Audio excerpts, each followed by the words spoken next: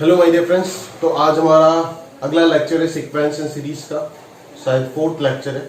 तो last lecture में अपन ने ज्योमेट्रिक प्रोग्रेशन जो इसको डिटेल में कवर किया था, कुछ प्रॉब्लम उनका बाकी रह गया। तो आज के लेक्चर में अपन वो सारी चीज निपटाएंगे। तो चलिए शुरू करते। पहला क्वेश्चन के साथ क्वेश्चन नंबर 15 क्या बोल रहा है कि एक सीरीज दो सीरीज दे रखा है और sum of n terms of the sequence निकालने के लिए आपको बोल रहा है। ठीक है, तो sum of n terms of the sequence basically क्या हो जाएगा, sum of n terms of the sequence आप लिख लेना, मैं डायरेक्टली सम निकाल रहा हूं। Sn जो है वो क्या हो जाएगा, x प्लस 1/x का whole square plus x square plus 1/x square का whole square plus x cube plus 1/x cube का whole square and so on up to nth terms, up to nth terms. ठीक है, तो अभी ये कोई pattern तो आपको नजर आ नहीं रहा है यहाँ पे। तो एग्जैक्टली आप क्या करोगे कि ढूंढने का कोशिश करोगे कि क्या पैटर्न गिर रहा है शायद। ठीक है, तो अगर अपन ढूंढने चाहते हैं यहाँ पे तो किस तरीके से ढूंढ सकते हैं, जरा ध्यान से देखिएगा। पहले इसको स्प्लिट कर लेते थोड़ा, तो शायद थोड़ा बहुत कुछ नजर आ जाए। हो जाएगा प्लस 1/x स्क्वायर। ठीक है, चलो इधर अगर स्प्लिट करते तो ये x raise to power 4 plus 2 plus 1/x raise to power 4 ऐसे ही बचेगा। फिर अगर अपन देखते तो ये x to the power 6 plus 2 plus 1/x raise to power 6 ऐसे ही होगा up to n terms, up to n terms. Clear है, समझ में आ रहा है ना। चलो तो अभी आप देखो कि यहाँ पे टोटल n ब्रैकेट्स है। ठीक है, और हर एक ब्रैकेट के अंदर मैं स्प्लिट करके 3 टर्म बना दिया, तो टोटल कितना हो गया, थ्राइस n टर्म हो गया। ठीक है ना। तो अभी अगर मैं ये सारे टर्म को पिक कर लेता हूं एक ब्रैकेट में, तो ये सबके सब जीपी में है, समझ में आ रहा है ना। तो ये सबको मैं एक ही ब्रैकेट में डाल देता हूं, x square plus x to the power 4 plus x to the power 6 up to n terms. Clear है ना, अप टू n टर्म्स ये सारे के सारे एक ब्रैकेट में डाल देते हैं। प्लस ये जो 2 कांस्टेंट आपको दिख रहा है, ये सारे के सारे को अपन एक ब्रैकेट में डाल सकते हैं ना, 2 plus 2 plus 2 up to n terms बोल के। समझ आ रहा है ना मेरी बात। तो ये n टर्म्स तक आप एक ब्रैकेट में डाल सकते हो। प्लस उसके बाद अगर मैं बात करूं 1/x square 1/x to the power 4 1/x to the power 6 and so on, ये भी आगे एक ब्रैकेट में आराम से डाल सकते हो। ठीक है, तो ये भी एक जीपी सीरीज बना रहा है। ठीक है ना, तो अभी आराम से इसका समेशन जो है वो निकल करके आ जाएगा। क्लियर है क्या। तो चलिए जरा ध्यान से देखते हैं कि इस सीरीज में आपको फर्स्ट टर्म क्या दिख रहा है, x square into infinite GP तो है नहीं, फाइनाइट जीपी है, तो समेशन क्या था, a इंटू लेस देन 1 और ग्रेटर देन 1 कॉमन रेशियो, उसमें मत सोचो, कोई भी फॉर्मूला लिखो चलेगा। X square into a into 1 minus r to the power n, what is r, common ratio क्या है, second term divided by first term, क्या हो जाएगा, एक्स स्क्वायर हो जाएगा। तो x to the power 2 whole to the power n हो जाएगा x to the power twice n, और नीचे आ जाएगा 1 minus r that is 1 minus x square. Plus 2 को अगर n टर्म्स ऐड करोगे तो ट्वाइस n आ जाएगा, बिल्कुल सही बात है। प्लस अगला अगर मैं लिखता हूं तो यहाँ पे फर्स्ट टर्म हो जाएगा 1/x square into 1 minus r भी हो जाएगा, कॉमन रेशियो भी 1/x स्क्वायर ही है, सेकंड बाई फर्स्ट करो 1/x स्क्वायर मिलेगा, whole to the power n करो तो ट्वाइस n हो जाएगा, divided by 1 minus 1/x square. सही है क्या, क्लियर है। तो अपन लोग जो है ना यहाँ पे क्या कर सकते हैं कि इसी पैटर्न में डालने के लिए ना इसको घुमा देते, चलो पलट देते इसको। तो ये x to the power 2n minus 1 upon x square minus 1 का कोई सीन बन जाएगा, प्लस ट्वाइस n हो जाएगा। अभी यहाँ पे अगर अपन एलसीएम ले लेते तो x to the power 2n minus 1 divided by x square minus 1, तो सभी को दिख रहा है। अभी एक्स स्क्वायर डिनोमिनेटर से कैंसिल हो जाएगा, बस यहाँ पे एक x to the power 2n बच जाएगा नीचे। ठीक है, तो अभी अगर ये वाला टर्म आप कॉमन लेके लिख सकते हो या फिर यहाँ तक ही छोड़ सकते हो। ठीक है, ऐसा कोई दिक्कत वाली बात नहीं है। अकॉर्डिंग टू क्वेश्चन डिपेंड करेगा कि आप कहां तक जा रहे हो, अगर ऑब्जेक्टिव है तो। ठीक है, अगर सब्जेक्टिव प्रॉब्लम है तब तो कोई दिक्कत वाली बात नहीं है। ठीक है, आप यहां तक ही छोड़ सकते हो। समझ आ रहा है ना, क्लियर है। तो इस तरीके से अपन ऐसे सीरीज का समेशन जो है वो निकाल सकते हैं। ठीक है, तो समझना पड़ेगा आपको कि देख करके क्वेश्चन को कि क्वेश्चन किस डायरेक्शन में हमको लेके जाना चाहता है, उसके अकॉर्डिंग उसी फ्लेवर में आपको चलना पड़ेगा। ठीक है, तो इसके लिए प्रैक्टिस का जरूरत है ना, जो आप कर रहे हो और आगे भी आप करते जाओगे। क्लियर है, चलो आगे बढ़ते। नेक्स्ट क्वेश्चन अब देखो, नोट कर लीजिएगा प्रॉपर्ली, मैं अगले क्वेश्चन में बढ़ता हूं। नेक्स्ट क्वेश्चन जरा ध्यान से देखो।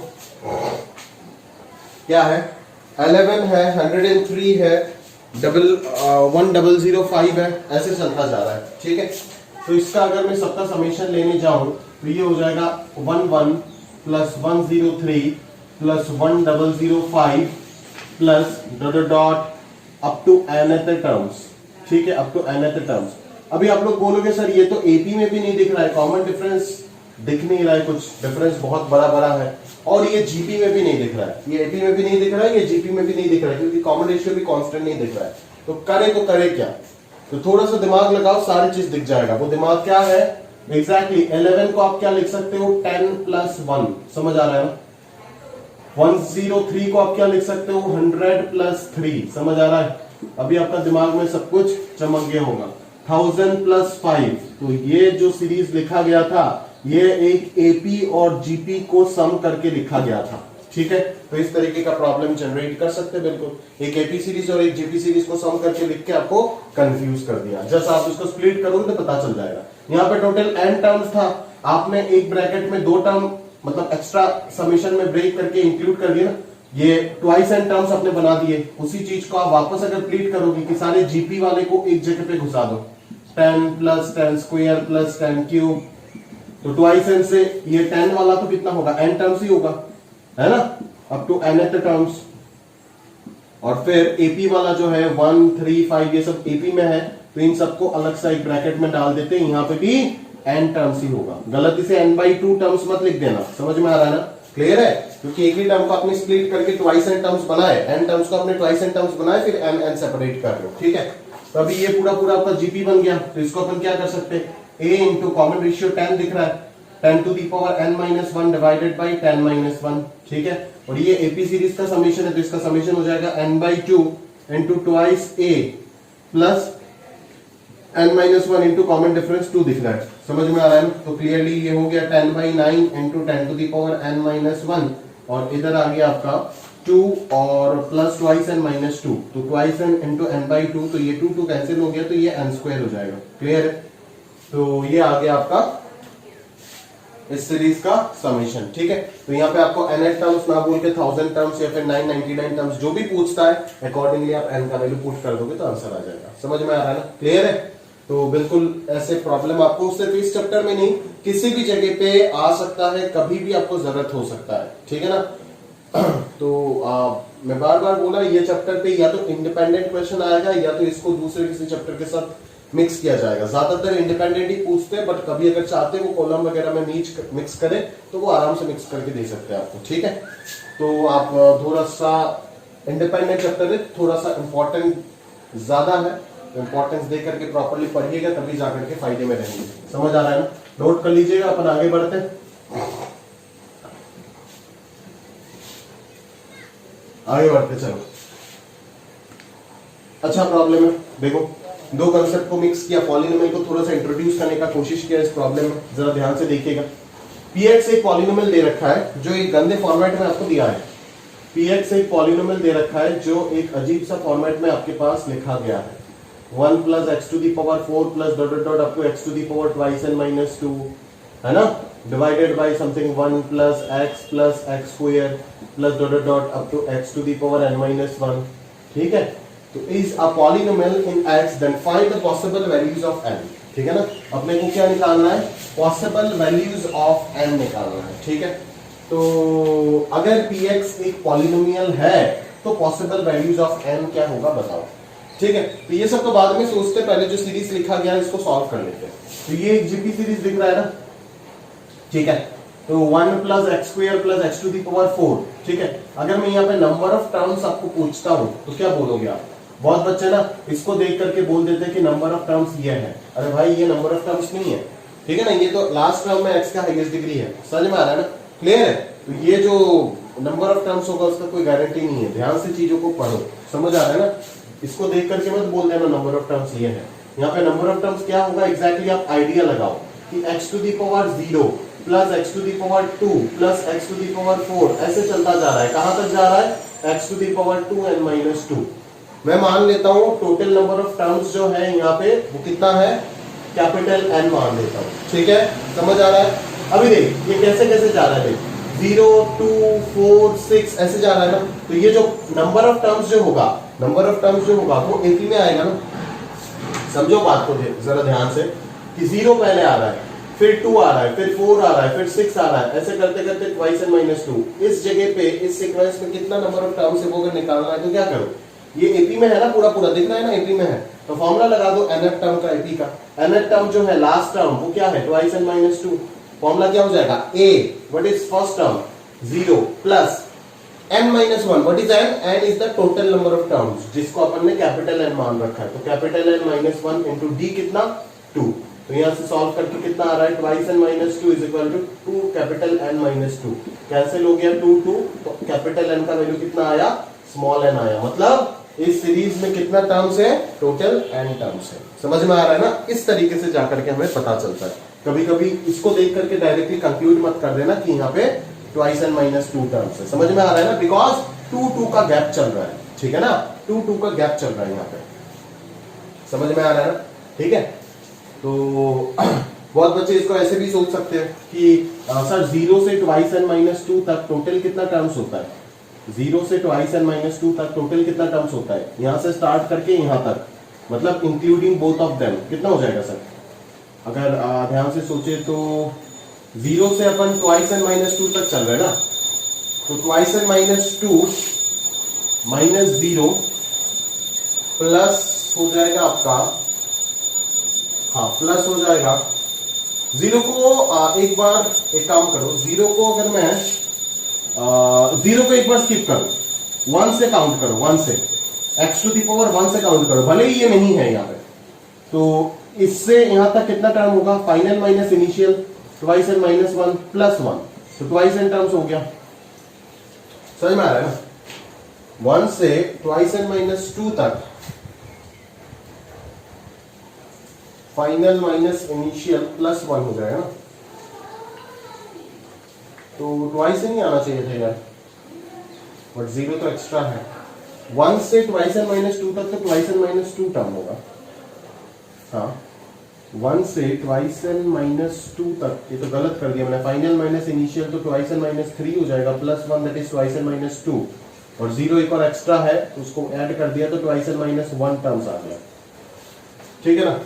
अभी उस ट्वाइस n माइनस 1 टर्म्स में सिमेट्रिक नहीं है तो डिवाइड नहीं कर सकते थे, मैं सोच रहा था कि इसको डिवाइड कर देंगे तो आ जाएगा, नहीं तो नहीं आएगा यहाँ पे, क्यों, क्योंकि मतलब सिमेट्रिक तो ये देखो x टू दी पावर 0 के बाद x टू दी पावर 2 आ रहा है, फिर 4 आ रहा है, फिर 6 आ रहा है, तो एग्जैक्टली आधा टर्म कर देंगे तो हो जाएगा ना। बट जहां पे खत्म हो रहा है, अगर ये x to the power 2n minus 1 पे खत्म होता तब अपन बोल सकते हैं कि डायरेक्टली डिवाइड करने से n टर्म्स आ जाएगा।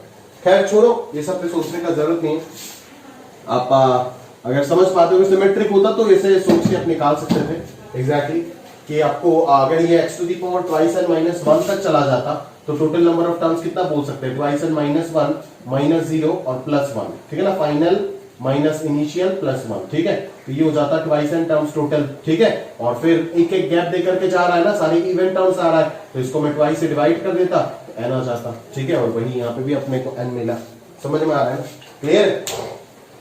तो एग्जैक्टली अगर अपन बात करें तो यहाँ पे जो आपका नंबर ऑफ टर्म्स गिरेगा दैट इज, अगर मैं बात मान लो n का वैल्यू 4 मान लेता हूं तो 8 माइनस 2 6 हो जाएगा, नहीं तो 0 2 4 6 4, और बिल्कुल n का वैल्यू भी 4 आ रहा है। समझ में आ रहा है ना, अगर 4 कंसीडर करते हैं तो आंसर तो 4 आना चाहिए ना, और बिल्कुल 4 टर्म ही दिख रहा है आपको, सही है ना। इसी तरीके से आप फॉर्मूला लगा करके हमेशा नंबर ऑफ टर्म्स निकालोगे, ठीक है ना। एक सीरीज में जब आप समेशन लिखने जाते हो तो नंबर ऑफ टर्म्स का बहुत बड़ा रोल होता है, क्योंकि फॉर्मूला में नंबर ऑफ टर्म्स आएगा। समेशन का सीरीज में जो आपका फॉर्मूला होता है एपी सीरीज और जीपी सीरीज का, उसमें जो एन रहता है वो क्या रहता है, नंबर ऑफ टर्म्स को इंडिकेट करता है। तो वो नंबर ऑफ टर्म्स आपको ध्यान से समझ में आना चाहिए कि कैसे आप निकालोगे, ठीक है। Exactly x to the power जहां पे खत्म हो रहा है वही जो नंबर ऑफ टर्म्स है, ऐसा कोई बात नहीं, बीच में यहाँ पे गैप हो रहा है, देख रहे हो ना, ऑड टर्म्स मिसिंग है, तो आप इसको प्रॉपरली तरीके से करोगे, ठीक है ना। x टू दी पावर 0 इस टर्म को रिप्रेजेंट कर रहा है, x टू दी पावर 2 इसको, x टू दी पावर 4 इसको, तो अपन ने मान लिया 0 2 4 6 कहां तक जा रहा है, ट्वाइस n माइनस 2, तो यहाँ पे जितना टर्म होगा इस सीरीज में भी उतना ही टर्म होगा। समझ में आ रहा है ना, तो इसको n टर्म मान लिया, ये फर्स्ट टर्म हो गया, plus n minus 1 into D हो गया 2, ठीक है। तो आराम से सॉल्व हो करके यहाँ से n का वैल्यू आ गया स्मॉल n, ठीक है। तो यहाँ पे टोटल कितना टर्म हमें पता चल गया, n टर्म्स पता चल गया, ठीक है ना। तो ये एक जीपी सीरीज है, अगर मैं फॉर्मूला लगाऊंगा तो क्या होगा, a into r to the power n, what is n, a into r to the power n minus 1 divided by r minus 1। r क्या है, कॉमन रेशियो, कॉमन रेशियो कितना है, सेकंड बाई फर्स्ट कर दो ना, x स्क्वायर आ जाएगा, GP तो है ये क्योंकि कॉमन रेशियो तो सेम है, a इंटू r हो जाएगा x स्क्वायर, और नंबर ऑफ टर्म्स कितना आया, n तो आया ना, तो whole to the power n मतलब ट्वाइस n हो जाएगा ये, minus 1 divided by x square minus 1 r minus 1, ये हो गया, समझ में आ रहा है। सिमिलरली अगर मैं डिनोमिनेटर वाले को सिंप्लीफाई करूं तो ये क्या आ जाएगा, ये तो क्लियरली दिख रहा है, x टू दी पावर 0 से x to the power n minus 1 तक, तो 0 से n माइनस 1 तक कोई भी टर्म का ऑड टर्म इवन टर्म सब प्रेजेंट है, कोई भी मिसिंग नहीं है, मतलब डायरेक्टली 0 से n माइनस 1 तक n टर्म्स होता है, सभी जानते हैं। n माइनस 1 माइनस 0 प्लस 1 कर दो, फाइनल माइनस इनिशियल प्लस 1, तो n आ जाएगा, ठीक है। अदरवाइज आप देख भी सकते हो कि 1 से n माइनस 1 तक n माइनस 1 टर्म्स होगा, और प्लस 1 कर देंगे तो n टर्म्स आ जाएगा, ठीक है। तो ये क्या हो जाएगा, a into r to the power n minus 1 divided by r minus 1, ठीक है, समझ में आ रहा है ना, क्लियर है, क्योंकि यहाँ पे कॉमन रेशियो x है, ठीक है। तो यहाँ से अगर अपन सिंप्लीफाई करने गए तो ये x to the power twice n minus 1 को फैक्टराइज कर सकते हो इस फॉर्मेट में, और नीचे वाले को भी फैक्टराइज कर सकते हो x plus 1 into x minus 1 के फॉर्मेट में, और ये अगर पलट जाता है तो ये x माइनस 1 और इधर x to the power n minus 1 बन जाता है, तो ये x माइनस 1 कैंसिल, ये वाला भी कैंसिल, तो यहाँ पे बचता क्या है, x to the power n plus 1 divided by x plus 1। अभी ये आ गया आपका px का एक्सप्रेशन, ठीक है। बट क्वेश्चन में बोला है कि px must be a polynomial, अगर px को पॉलिनोमियल होना है तो ये डिनोमिनेटर वाला चक्कर खत्म होना पड़ेगा, समझ में आ रहा है ना, नहीं तो पॉलिनोमियल कैसे बनेगा, पॉलिनोमियल में कोई डिनोमिनेटर थोड़ी ना होता है, ये तो एक रैशनल एक्सप्रेशन है, ठीक है, रैशनल फंक्शन है। तो पॉलिनोमियल बनने के लिए x minus 1 must be a factor of the polynomial x to the power 1 plus 1, और px to be a polynomial, for px to be a polynomial, for px to be a polynomial, x plus 1 must be a factor, must be a factor of x to the power n plus 1, ठीक है। x plus 1 को x to the power n plus 1 का एक factor होना पड़ेगा, अगर x plus 1 x to the power n plus 1 का कोई फैक्टर होता है, that is x equal to minus 1 must be a root of x to the power n plus 1 equal to 0। भाई x plus 1 इसका factor कब होगा, जब x equal to minus 1 इसका कोई रूट होगा, x equal to minus 1 इसका अगर कोई रूट होता है तभी तो इस पॉलिनोमियल का एक फैक्टर निकलेगा ना, x plus 1, फैक्टर थ्योरम याद होगा आपको, क्लास 9 में पढ़े थे आप, ठीक है ना।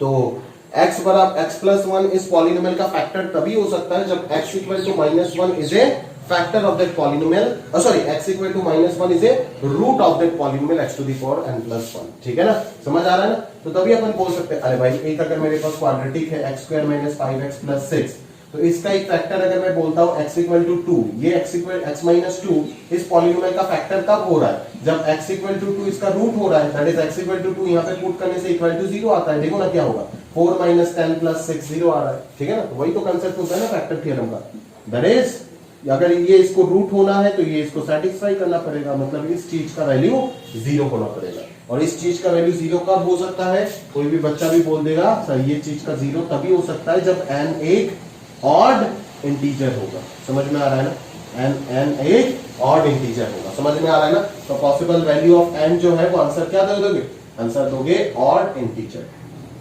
अभी यहाँ पे आपको फंसा सकता है ऑप्शन में, 4 ऑप्शन देकर के, odd integer, even integer, odd natural number, even natural number, ठीक है ना। तो बच्चे कंफ्यूज हो जाते हैं ऑड नेचुरल नंबर और ऑड इंटीजर के बीच में, ठीक है। तो ऑड इंटीजर दोगे आंसर, क्योंकि -1 भी तो हो सकता है ना, क्या दिक्कत है, समझ में आ रहा है।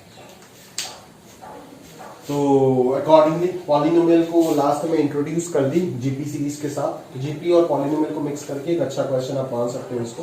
तो इस तरह के प्रॉब्लम आप खुद से भी बना सकते हो, ऐसा कोई दिक्कत वाली बात नहीं है, ठीक है। तो बस वही चीज हो गया, आगे बढ़ते चलो।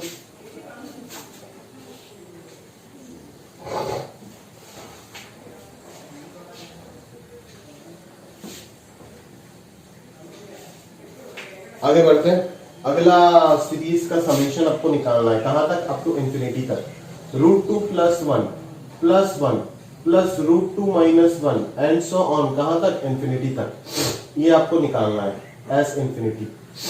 तो ये कैसे निकालेंगे, पहले तो पहचानो कि ये कौन सा सीरीज है, क्या ये एपी है, second term minus first term minus root two आता है, third term minus second term root two minus two आ जाता है, तो ये तो एपी तो हो नहीं सकता है क्योंकि डिफरेंस तो कांस्टेंट है नहीं। कॉमन रेशियो देख लेते हैं, 1 अपॉन रूट टू प्लस 1 आ रहा है और इधर रूट टू माइनस 1 अपॉन 1 आ रहा है, इसको अगर रैशनलाइज कर देते हैं तो ऊपर रूट टू माइनस 1 बाई 1 आ जाएगा, सेम आ रहा है, मतलब ये क्या है, जीपी सीरीज है, मतलब जीपी सीरीज है तो इसका समेशन क्या हो जाएगा, इनफाइनाइट जीपी हो जाएगा ना, ये समझ में आ रहा है। और बहुत बच्चे अगर स्मार्ट होते हो आप तो इनफाइनाइट देख के आप समझ जाना कि ये जीपी होगा, क्योंकि इन्फिनिटी तक एक ही सीरीज का समेशन आप पढ़े हो, वो है इनफाइनाइट जीपी। तो इसका समेशन क्या हो जाएगा, a divided by 1 minus r, a divided by 1 minus r, that is root two plus 1 divided by minus root two, सही है क्या। तो बस ये आ जाएगा आपका समेशन, क्लियर है, हो जाएगा ना। चलो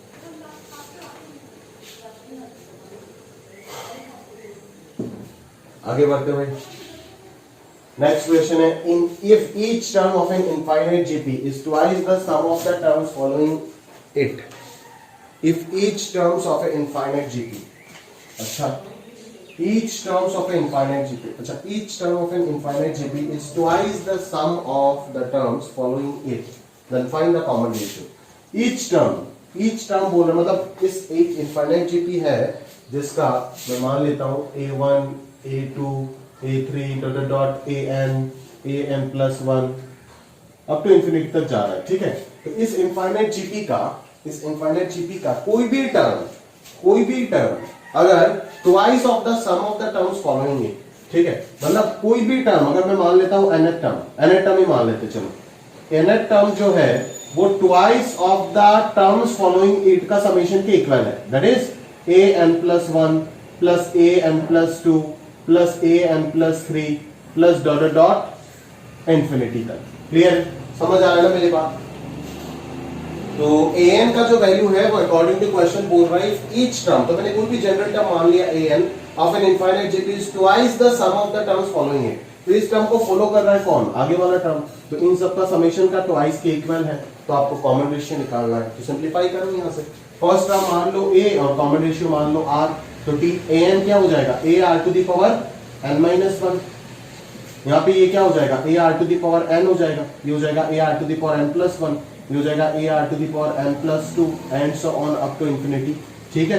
तो अगर मैं इस इनफाइनाइट जीपी का समेशन लिखूं तो इस इनफाइनाइट जीपी का फर्स्ट टर्म क्या है, ये भी तो एक जीपी है ना, कॉमन रेशियो कांस्टेंट जा रहा है, देखो ना कॉमन रेशियो r जा रहा है, second term by first term करो, third term by second term करो, कॉमन रेशियो r मिलेगा। तो इस इनफाइनाइट जीपी का फर्स्ट टर्म क्या है, a into r to the power n है, not a into r to the power n is the first term of this infinite GP, not a, ध्यान रखना।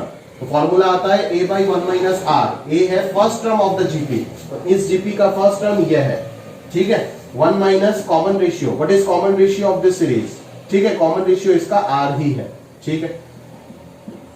तो बस कैंसिल कर दो, अभी आप बोलोगे सर आपने तो बोले थे फैक्टर को कैंसिल नहीं करना है, हाँ मैंने बोला था फैक्टर कैंसिल नहीं करना है, बट उस जगह पे अपन आराम से कर सकते हैं जहां पे a नॉन जीरो है, ठीक है ना। अरे भाई तरीके से अगर देखता है तो क्या मिलेगा, यहाँ से थोड़ा सा स्मार्ट बन जाना, a r to the power n divided by 1 minus r equal to 0, ऐसा ही तो बनेगा ना। अगर a कॉमन ले लेता हूं तो r to the power n minus 1 minus twice r to the power n by 1 minus r equal to 0। अभी बोलोगे फर्स्ट टर्म तो कभी जीरो नहीं हो सकता है, जीपी का कोई भी टर्म जीरो नहीं होता, आप जानते हो लास्ट क्लास में पढ़े थे। तो as a is non zero therefore this factor must be 0, तो वही तो आएगा ना यहाँ से, इसीलिए a को उड़ा दिया। तो अगर वो फैक्टर नॉन जीरो है तो डायरेक्टली उसको कैंसिल कर सकते हो, ठीक है। और उसका लॉजिक पता होना चाहिए, ऐसा नहीं कि सर ने बोल दिया तो रट के आप कर दो, नहीं, अगर रट के करना है तो उससे अच्छा है एक बार फोन करके पूछ के ही करो, ठीक है। क्रॉस मल्टीप्लाई अगर यहाँ पे करते तो r to the power n minus 1 minus r to the power n मिलने वाला है, और इधर अपने को twice r to the power n मिलने वाला है, सही है क्या। तो r to the power n minus 1 और इधर आ रहा है thrice r to the power n, clear है भाई।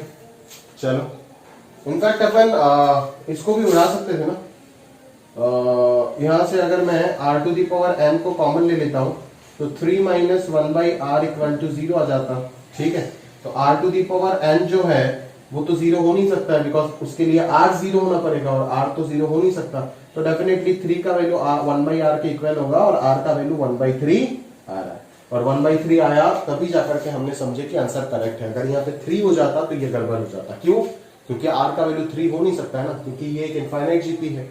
इनफाइनाइट जीपी अगर है तो तो r कभी भी 1 से बड़ा हो सकता है क्या? नहीं, r हमेशा -1 से 1 के बीच में होना पड़ेगा। ठीक है, तो अगर r का वैल्यू 3 हो जाएगा तो आप बोल दोगे कि ये कंडीशन कभी एग्जिस्ट कर ही नहीं पाएगा, because common ratio infinite GP का कभी भी 1 से बड़ा पॉसिबल नहीं है। ठीक है, समझ में आ रहा है ना? क्लियर है? अब जानते हो कि इनफाइनाइट जीपी एग्जिस्ट करने के लिए r का वैल्यू हमेशा -1 से 1 के बीच में होना ही पड़ेगा। क्लियर है? चलो आगे बढ़ते हैं नेक्स्ट क्वेश्चन के साथ। Find the first negative term of the sequence. ऐसा प्रॉब्लम अपन कर चुके हैं अरिथमेटिक प्रोग्रेशन में बहुत। ठीक है, तो अभी एक और आया जीपी में, तो कर लेते इसको भी। चलो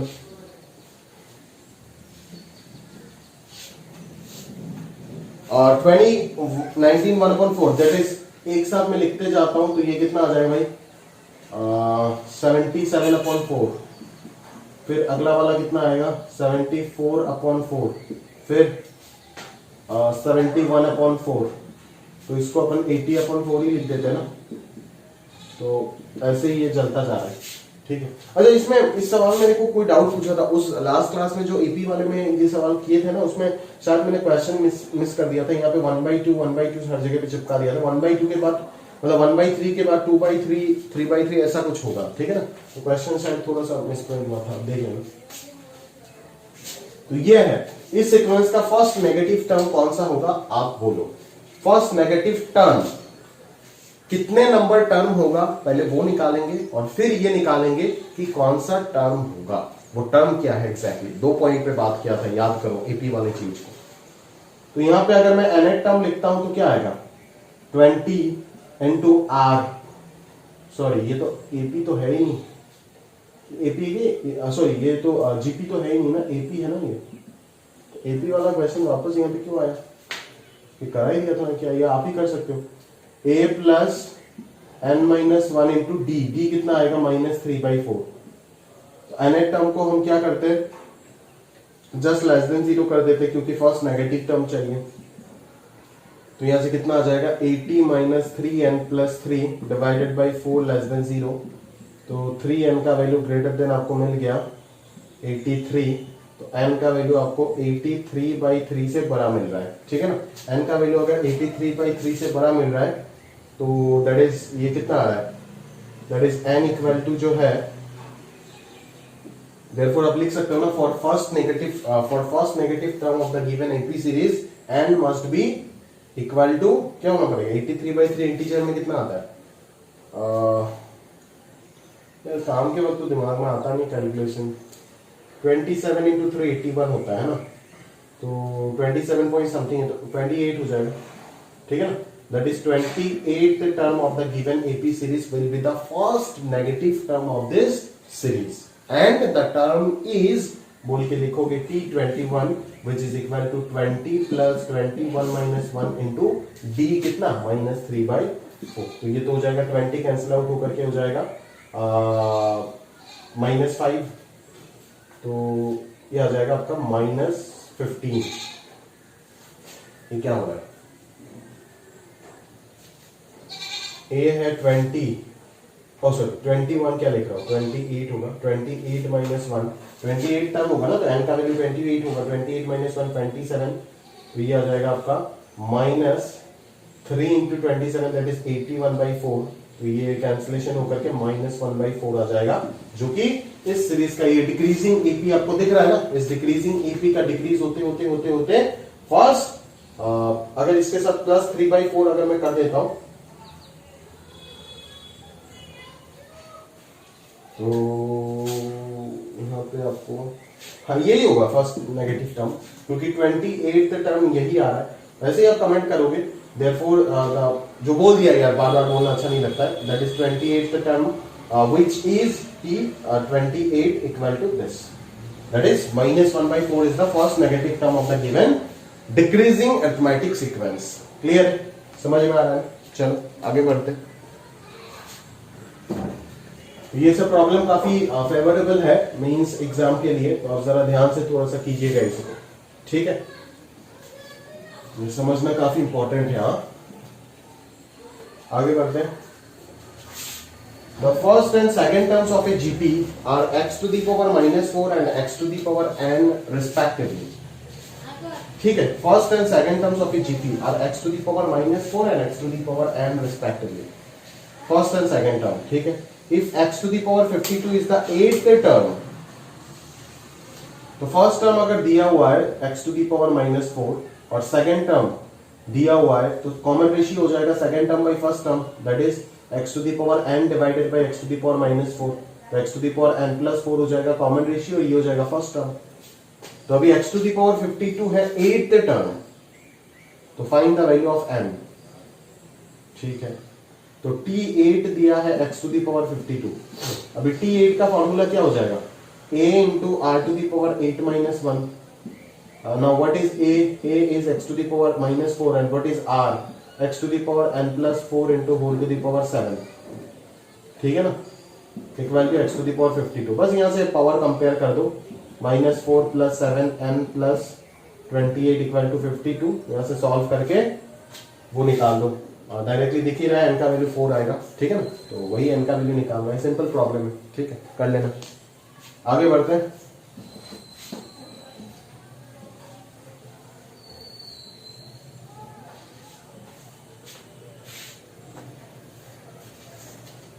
आगे बढ़ते हैं।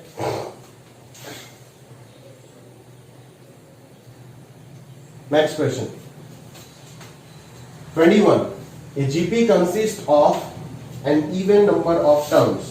A GP consists of an even number of terms if the sum of all the terms is 5 times the sum of the terms occupying odd places.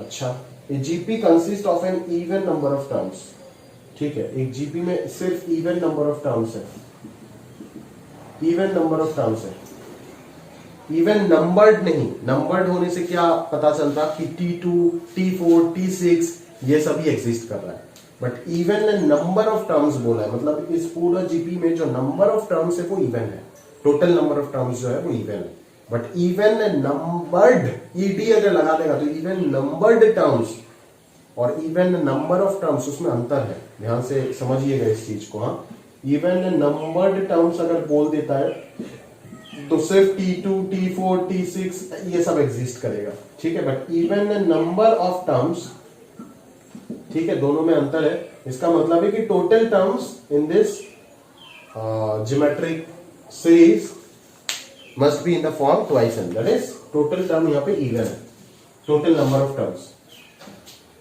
GP consists of an even number of terms if the sum of all the terms, ठीक है, is 5 times the sum of the terms occupying odd places. अच्छा, then find common ratio, ठीक है।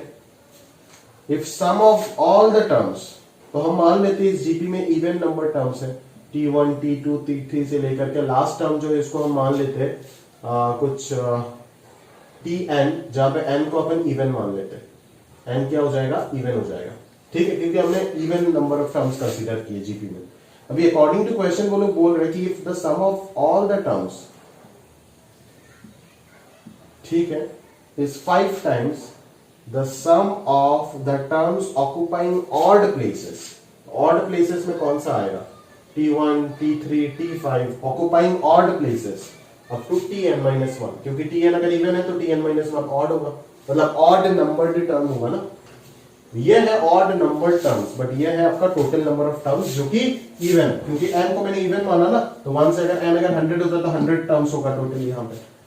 तो इनका summation क्या हो जाएगा बोलो, a मान लेता हूँ first term, common ratio r मान लेता हूँ, तो a इंटू ये तो हो जाएगा r to the power n-1 by r-1, जहां पे n क्या है, इवन, ठीक है। इधर आ जाएगा क्या, देखना पड़ेगा, a आएगा, फिर थर्ड टर्म आएगा AR², फिफ्थ टर्म आएगा AR to the power 4, n-1 term आ जाएगा AR to the power n-1, that is n-2 आ जाएगा, ठीक है ना, ऐसे हो जाएगा। तो यहां से अगर अपन 5 तो बाहर रहने दो, और इसका जो फॉर्मूला है वो क्या होगा, फर्स्ट टर्म तो a ही है into r to the power n-1, common ratio कितना हो जाएगा, r² हो जाएगा, उसके पावर में n आएगा, तो यहाँ पे नंबर ऑफ टर्म्स कितना है वो भी निकालना पड़ेगा। Number of terms that is 0 2 4, यहाँ से n-2 तक जा रहा है ना, तो फाइनल माइनस देखो लास्ट टर्म जो है n-2 है is equal to first term plus number of terms -1 into common difference 2 है। तो यहाँ से आ रहा है ट्वाइस n -2, तो -2 कैंसिल, तो n का वैल्यू है n/2। और पता ही चल रहा है कि 1 से n-1 तक, 1 से n तक n टर्म्स है, इवन टर्म सारा हट गया तो ऑड टर्म्स n/2 टर्म्स हो जाएगा। तो r² के पावर में आएगा क्या, r² के पावर में आएगा n/2 है ना, -1 divided by r-1। r is your common ratio which is r²। ठीक है, तो इस तरीके का आ रहा है। अभी अपन क्या कर सकते हैं यहाँ से, तो ये सिंप्लीफाई होके आ रहा है 5a into r to the power n-1 by r²-1, सही है। और यहाँ से आ रहा है a into r to the power n-1 divided by r-1। अभी ये कैंसिल कर देते क्योंकि r टू द पावर 1 तो हो नहीं सकता, r to the power n का वैल्यू, अगर ऐसा हो जाएगा तो r का वैल्यू 1 हो जाएगा, ये नॉन मोनोटोनिक जीपी बन जाएगा। a को भी कैंसिल कर देते क्योंकि फर्स्ट टर्म 0 हो नहीं सकता है, ठीक है। यहाँ से भी कैंसिल कर देते एक फैक्टर, तो यहाँ पे r+1 बचेगा, तो r-1 तो 0 हो नहीं सकता है, r 1 हो जाएगा, नॉन मोनोटोनिक हो जाएगा। तो यहाँ से क्लियरली समझ आ रहा है कि r+1 का वैल्यू 5 मिल रहा है, दैट इज r का वैल्यू 4 आ जाएगा। क्लियर है, समझ में आ रहा है ना। मैं एक बार आंसर मैच कर लेता हूँ तो कंफर्म हो जाऊंगा, नहीं तो पता नहीं यार डाउट रह जाता है। हाँ r4 ही है, क्लियरली दिख रहा है। तो आप समझ गए होंगे ना कि odd numbered term, even numbered term और total number of terms is even, ये सब में अंतर है, ये सब ध्यान से नोट करके रखना। Total number of terms even बोला है तो मैं tn तक कंसीडर कर लिया जहां पे n इवन है। अगर n यहाँ पे ऑड आ जाता तो मैं बोलता ये कंट्रोडिक्शन है, ये प्रॉब्लम डिफाइंड ही नहीं है, मतलब सेट नहीं हो सकता, ठीक है, कंडीशन ट्रू नहीं है फॉर एनी जीपी सीरीज, ठीक है ना। तो sum of all even number of terms, sum of all even number of terms, not sum of all even numbered terms. There is a basic difference, big gap between even and numbered terms. ये जो सम लिखा, ये क्या लिखा, ये लिखा हमने odd numbered terms। अगर even numbered terms आता तो t2 plus t4 plus t6 ऐसे आता। समझ आ रहा है ना, कि ये चीज आप थोड़ा सा ध्यान से समझ करके रखिएगा। क्लियर, आगे बढ़ते भाई, चलो नेक्स्ट प्रॉब्लम दिख रहा है। If the sum of n terms of a GP is this, then find the common ratio। अच्छा, sum of n terms दिया गया है तो आपको common ratio निकालना है, सिंपल ही है।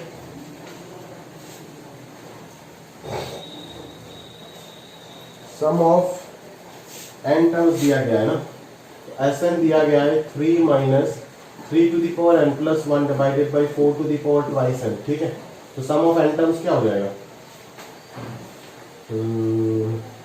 a into r to the power n-1 by r-1, find the common ratio।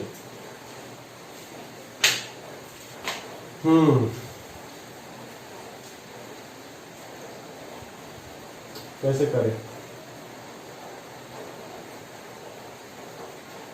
दिक्कत तो आ रहा है ना।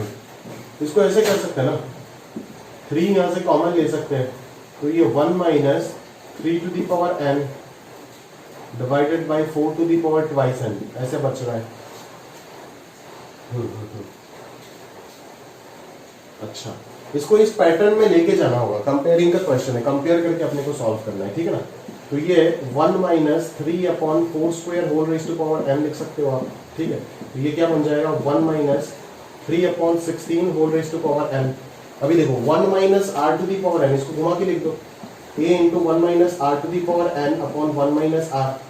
अभी ये जो चीज जनरेट हो रहा है जरा कंपेयर करने के लिए देखो, 1 minus r to the power n वाला पैटर्न मैंने बना दी, ठीक है। अभी बस अगर नीचे 1 minus r का पैटर्न बन जाता है तो और कुछ नहीं चाहिए, तो 1 minus r का पैटर्न आप खुद से इंट्रोड्यूस कर दो कि 1 minus 3/16 लगा दो, इधर भी 1 minus 3/16 लगा दो, ठीक है। तो ये एडजस्टमेंट होकर के ये 1 minus r to the power n by 1 minus r का पैटर्न तो बन गया, ठीक है। और इस चीज को अपन सिंप्लीफाई करके क्या लिख सकते हैं, 16 minus 3 दैट इज 13/16। तो ये 13 into 3 कितना हो जाएगा, 39/16 ऐसे लिख सकते हैं ना ये, ठीक है। तो 13 into 3 39/16 हो रहा है, और इधर आपका बच रहा है 1 minus 3/16 whole to the power n divided by 1 minus 3/16। तो ये जरा ध्यान से देखो ना कि यहाँ पे जो सम ऑफ n टर्म्स है जिस फॉर्मेट में है उसी फॉर्मेट में तो मैंने इस एक्सप्रेशन को भी कन्वर्ट कर दिया ना, तो वही खूबी था इस क्वेश्चन का तो फर्स्ट टर्म जो है वो क्लियरली दिख रहा है 39/16 होगा और कॉमन रेशियो जो है वो 3/16 होगा, दैट इज लेस देन 1, एक डिक्रीजिंग जीपी होगा। ठीक है, तो यही प्रॉब्लम देकर के मैं मल्टीपल ऑप्शन यहाँ पे जनरेट कर सकता हूँ। The GP is decreasing, what is the value of common ratio, what is first term. In fact मैं समेशन अप टू इंफिनिटी तक भी पूछ सकता हूँ। आपको समझ में आ रहा है ना, अगर कॉमन रेशियो और फर्स्ट टर्म अगर मिल गया तो एस इंफिनिटी भी तो पूछ सकते हैं ना, तो ऐसे 4 ऑप्शन आराम से बना सकते हैं। ठीक है ना, आपको कॉमन रेशियो निकालना था, वो आ जाएगा 3/16। क्लियर है, फर्स्ट टर्म का इंफॉर्मेशन भी मिला, बाकी सब भी मिल गया। तो ऐसे प्रॉब्लम जेईईएस वाले सेक्शन में या फिर इनफैक्ट एडवांस में इजी वाले सेक्शन में भी आ सकता है। तो बिल्कुल आप घबराना मत कि इन्फॉर्मेशन, बच्चे ये प्रॉब्लम मैं जब भी क्लास में देता हूँ तो बच्चे बोलते सर इन्फॉर्मेशन मिसिंग है और कुछ दो शायद पता नहीं चल रहा है, ऐसा नहीं है। बट आपको यहाँ पे जो खूबी था क्वेश्चन का वो क्या था कि एसएम को इस तरीके से मैनिपुलेट करना था ताकि ये कन्वर्ट हो जाए उस समीशन वाले फॉर्मेट में। ठीक है, वही था इस प्रॉब्लम का मेन पॉइंट जो आपको सीखना था। क्लियर है, चलो आगे बढ़ते हैं। Next problem, find the sum किसका sum, x plus y plus x square plus x y plus y square plus x cube plus x square y plus x y square plus y cube plus dot dot up to n terms. ठीक है, अभी देखो यहाँ पे क्या है, ये एक अच्छा प्रॉब्लम मैं बोलूंगा। यहाँ पे बच्चे फंसते हैं बहुत ज्यादा, क्लास में कर नहीं पाते हैं ज्यादातर बच्चे। ठीक है, तो क्या होता है यहाँ पे एग्जैक्टली मैं आपको बता रहा हूँ। यहाँ पे क्या होता है ना, देखो बच्चे जीपी सीरीज ढूंढने का कोशिश करते हैं। वो जो इसका एक प्रॉब्लम करा था पहले ही आके, वो पैटर्न ढूंढने का कोशिश करते हैं वो लोग, और उनको पैटर्न मिलता नहीं है तो वो परेशान हो जाते हैं। समझे क्या मेरी बात? तो अगर आप पैटर्न ढूंढने जाओगे तो x, x square, x cube ये सब तो पैटर्न मिल जाएगा, बट इन सब का आप क्या करोगे? ये जो रामायण बन रहा है ये तो कोई पैटर्न में नहीं दिख रहा है ना, और अगर आप आगे चलते जाओगे तो और गंदा पैटर्न आना शुरू हो जाएगा। क्लियर है क्या मेरी बात? तो बस वही जगह पे आपको थोड़ा सा रोकना है और देखना है कि क्या इस चीज को आप कोई ऐसा सुंदर पैटर्न में कन्वर्ट कर सकते हो जो आपको बहुत ही फायदा देने वाला है प्रॉब्लम सॉल्विंग में। ठीक है, तो वो क्या है, देखो अगर मैं x माइनस वाई से डिवाइड मल्टीप्लाई कर देता हूं, अगर मैं x माइनस वाई से डिवाइड मल्टीप्लाई कर देता हूं ऊपर नीचे, तो ये क्या बन जाएगा? X square minus y square बनेगा ना। ठीक है, प्लस ये क्या बन जाएगा? X cube minus y cube बन जाएगा। समझ में आ रहा है ना? ये क्या बन जाएगा? X to the power 4 minus y to the power 4 बन जाएगा, plus up to n terms. तो यहाँ पे टोटल n ब्रैकेट देकर के n टर्म्स लिखा गया था, मतलब एक एक ब्रैकेट एक एक टर्म कंसीडर हो रहा है। ठीक है ना, ब्रैकेट जब भी देगा तो आप समझ जाना एक एक ब्रैकेट एक एक टर्म कंसीडर हो रहा है। तो अभी मैं एक ब्रैकेट के अंदर दो दो टर्म बनाया, तो वास्तव में यहाँ पे अगर मैं ब्रैकेट हटा दूं तो कितना टर्म हो जाएगा? ट्वाइस एन टर्म्स हो जाएगा। उन ट्वाइस एन टर्म्स को ही मैं दो अलग अलग ब्रैकेट में डाल सकता हूँ ना।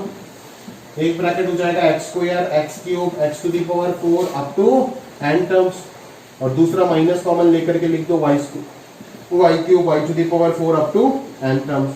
तो ये पूरा दो सिंपल जीपी सीरीज बन रहा है ना। देखो एक x माइनस वाई से मल्टीप्लाई करने से सबका भूख एक ही है, x माइनस वाई। सबको अगर x माइनस वाई दे देते हो तो फैक्टराइज हो जाता है। समझ आ रहा है ना? तो वही चीज यहाँ पे देखना था, है ना। 9th क्लास में इतना फैक्टराइजेशन कराते, वो करने के बाद अगर ये बच्चों आपको नहीं दिखता है तो क्या फायदा है इतना मेहनत करने का? कि आपको फैक्टराइजेशन का क्वेश्चन पूछेगा आईआईटी? कभी नहीं पूछेगा। ये पूछेगा उस जगह पे आपका वो दिमाग चलना चाहिए, और वो तभी चलेगा अगर वो क्वेश्चन मैंने करके दे दिया और आपने रट के कर लिए, तो ये दिमाग कभी भी आप नहीं चलेगा। भले इससे अच्छा आप 100 अच्छा क्वेश्चन की जगह पे 10 अच्छा क्वेश्चन कर लेते और खुद से करते तो ये दिमाग आपका चल जाता। इसीलिए बोल रहा हूँ कि खुद से शीट अटेम्प्ट करना बड़ा इंपॉर्टेंट चीज है। आगे चलते हैं। 1/x माइनस वाई, ये क्या आएगा? Sum up to n terms. देख लो फर्स्ट टर्म है x स्क्वायर, r है x, x to the power number of terms तो n ही है और चेक करने का जरूरत नहीं है, तो x to the power n minus 1 by x minus 1। Similarly y square into y to the power n minus 1 divided by y minus 1। ये हो जाएगा आंसर। और सिंप्लीफाई करना चाहते हो करो, अदरवाइज यहीं पे छोड़ दो। क्लियर है? समझ आ रहा है मेरी बात? बस हो गया। चलो अगला question, sum of n terms निकालना है। 4/3, 10/9, अजीब सा सीरीज है। ठीक है, तो पैटर्न बहुत ज्यादा है इस चैप्टर में। ठीक है, तो सिखाते जाऊंगा, बस याद रखना। और अगर उस पैटर्न में कोई भी चीज आपके आंखों के सामने से गया जो कि 90% जेई पे जाएगा, गारंटी देकर के बोल के दे रहा हूं, ठीक है। समझ में आया ना, कोई जरूरत से ज्यादा चीज पढ़ाता हूं, पहले बताता हूं, ठीक है। तो ऐसा कोई चीज नहीं होगा जो आप देखे नहीं होंगे, समझ आ रहा है, देखे होंगे सारी चीज, बट आपको एग्जैक्टली सही जगह पे सही चीज दिमाग से क्लिक कराना है और कुछ नहीं, और वो तभी होगा जब रिवीजन आपका स्ट्रॉन्ग होगा। सवाल देखो क्या बोल रहा है सवाल में, एसएन है 4/3 plus 10/9 plus 28/27 plus dot dot up to n terms. Obviously S N है, एन टर्म्स है, तो इसको अपन कैसे करें, ना एपी पता चल रहा है ना जीपी पता चल रहा है, कॉमन रेशियो भी नहीं मिल रहा है, कॉमन डिफरेंस भी नहीं मिल रहा है, ठीक है ना। बट अगर थोड़ा सा ध्यान दे देते हो इस प्रॉब्लम के तरह तो पता चल जाएगा आपको एग्जैक्टली यहाँ पे हो क्या रहा है, समझ आ रहा है ना। देखो ये 4/3 को अपन 1 + 1/3 लिख सकते हैं, ये 10/9 को ऐसे अगर डायरेक्टली समझ नहीं आ रहा है तो 4 को 3 + 1/3, डिनोमिनेटर को इंट्रोड्यूस कर रहा हूँ, 10 को 9 + 1/9, इसको 27 + 1/27, बस और क्या चाहिए। तो ये 3/3 9/9 27/27, ये तो 1 + 1 + 1 अब तो n टर्म्स आ जाएगा, और एक और ब्रैकेट जो बन जाएगा वो 1/3 + 1/9 + 1/27 अब तो n टर्म्स हो जाएगा। ये तो आपका n आ जाएगा, 1 को n टाइम्स ऐड कर दोगे और ये आपका एक जीपी सीरीज जो आ जाएगा समेशन, आप खुद से निकाल देना। फर्स्ट टर्म 1/3, कॉमन रेशियो भी 1/3 और n टर्म्स है तो 1/3 × 1/3 टू द पावर n - 1/1/3 - 1, आराम से आप लिख देना, हो जाएगा जीपी का समेशन आ जाएगा। क्लियर है क्या? तो बस वही चीज आपको पकड़ना था एग्जैक्टली, और कुछ नहीं, ठीक है। तो सिंपल पैटर्न है, बस आपको एग्जैक्टली इंटरप्रेट करना है प्रॉब्लम को, जैसे आप इंटरप्रेट कर लोगे और कोई दिक्कत वाली बात नहीं है, ठीक है। तो यही सारे चीज जो है वो आपको प्रैक्टिस के थ्रू डेवलप करना है और कुछ नहीं चाहिए। क्लियर है? नेक्स्ट प्रॉब्लम देखो, in a GP consisting of positive terms each term equal the sum of the next two terms, then find the common ratio। बोल क्या रहा है, in a GP consisting of positive terms, तो ध्यान रहे उस GP में जो भी टर्म है सारे के सारे क्या है, पॉजिटिव टर्म है। चलो, each term equals the sum of the next two terms, अच्छा each term equal the sum of the next two terms, ठीक है। Then find the common ratio. तो मैं मान लेता हूँ एक सिंपल सा GP a r square dot dot, each term कोई भी टर्म को पकड़ लो, मान लो फर्स्ट टर्म को ही पकड़ लेते हैं, अगर ईच टर्म होना है तो हर टर्म के लिए ट्रू है, तो first term equal to next to term का समेशन मैं बोल सकता हूँ ना। तो यहाँ से ए को कैंसिल आउट कर सकते हैं because A can not be 0, तो r² + r - 1 = 0 क्वाड्रेटिक आ गया, तो सॉल्व कर दो तो -1 + -b² 4 - 4 इसी तो ये √5/2 आ जाएगा, तो एक आ जाएगा -1 - √5/2 और एक आ जाएगा -1 + √5/2, समझ में आ रहा है ना। बट आप ध्यान से देखो कि इनमें से ये ऑप्शन रिजेक्ट हो जाएगा, क्यों? क्योंकि ये नेगेटिव है। अगर r नेगेटिव हो जाता है, अगर r नेगेटिव हो जाता है, देखो सारे जीपी में सारे टर्म पॉजिटिव है, तो इस टर्म को भी पॉजिटिव होना पड़ेगा, तो a को तो पॉजिटिव होना ही पड़ेगा, ठीक है। अभी अगर a पॉजिटिव तो हो गया, ये तो कंफर्म है, a तो पॉजिटिव होना ही पड़ेगा बिकॉज फर्स्ट टर्म ही नहीं तो नेगेटिव हो जाएगा, पॉसिबल ही नहीं है, बोल के दिया है सारे टर्म पॉजिटिव है। तो अगर मैं ये टर्म को कंसीडर करता हूं तो a पॉजिटिव r नेगेटिव, तो a × r नेगेटिव हो जाएगा ना, तो सेकंड टर्म क्या हो जाएगा, नेगेटिव हो जाएगा, इसीलिए इस चीज को अपने को रिजेक्ट करना होगा। तो r का एक ही पॉसिबल ऑप्शन आ सकता है, √5 - 1 / 2।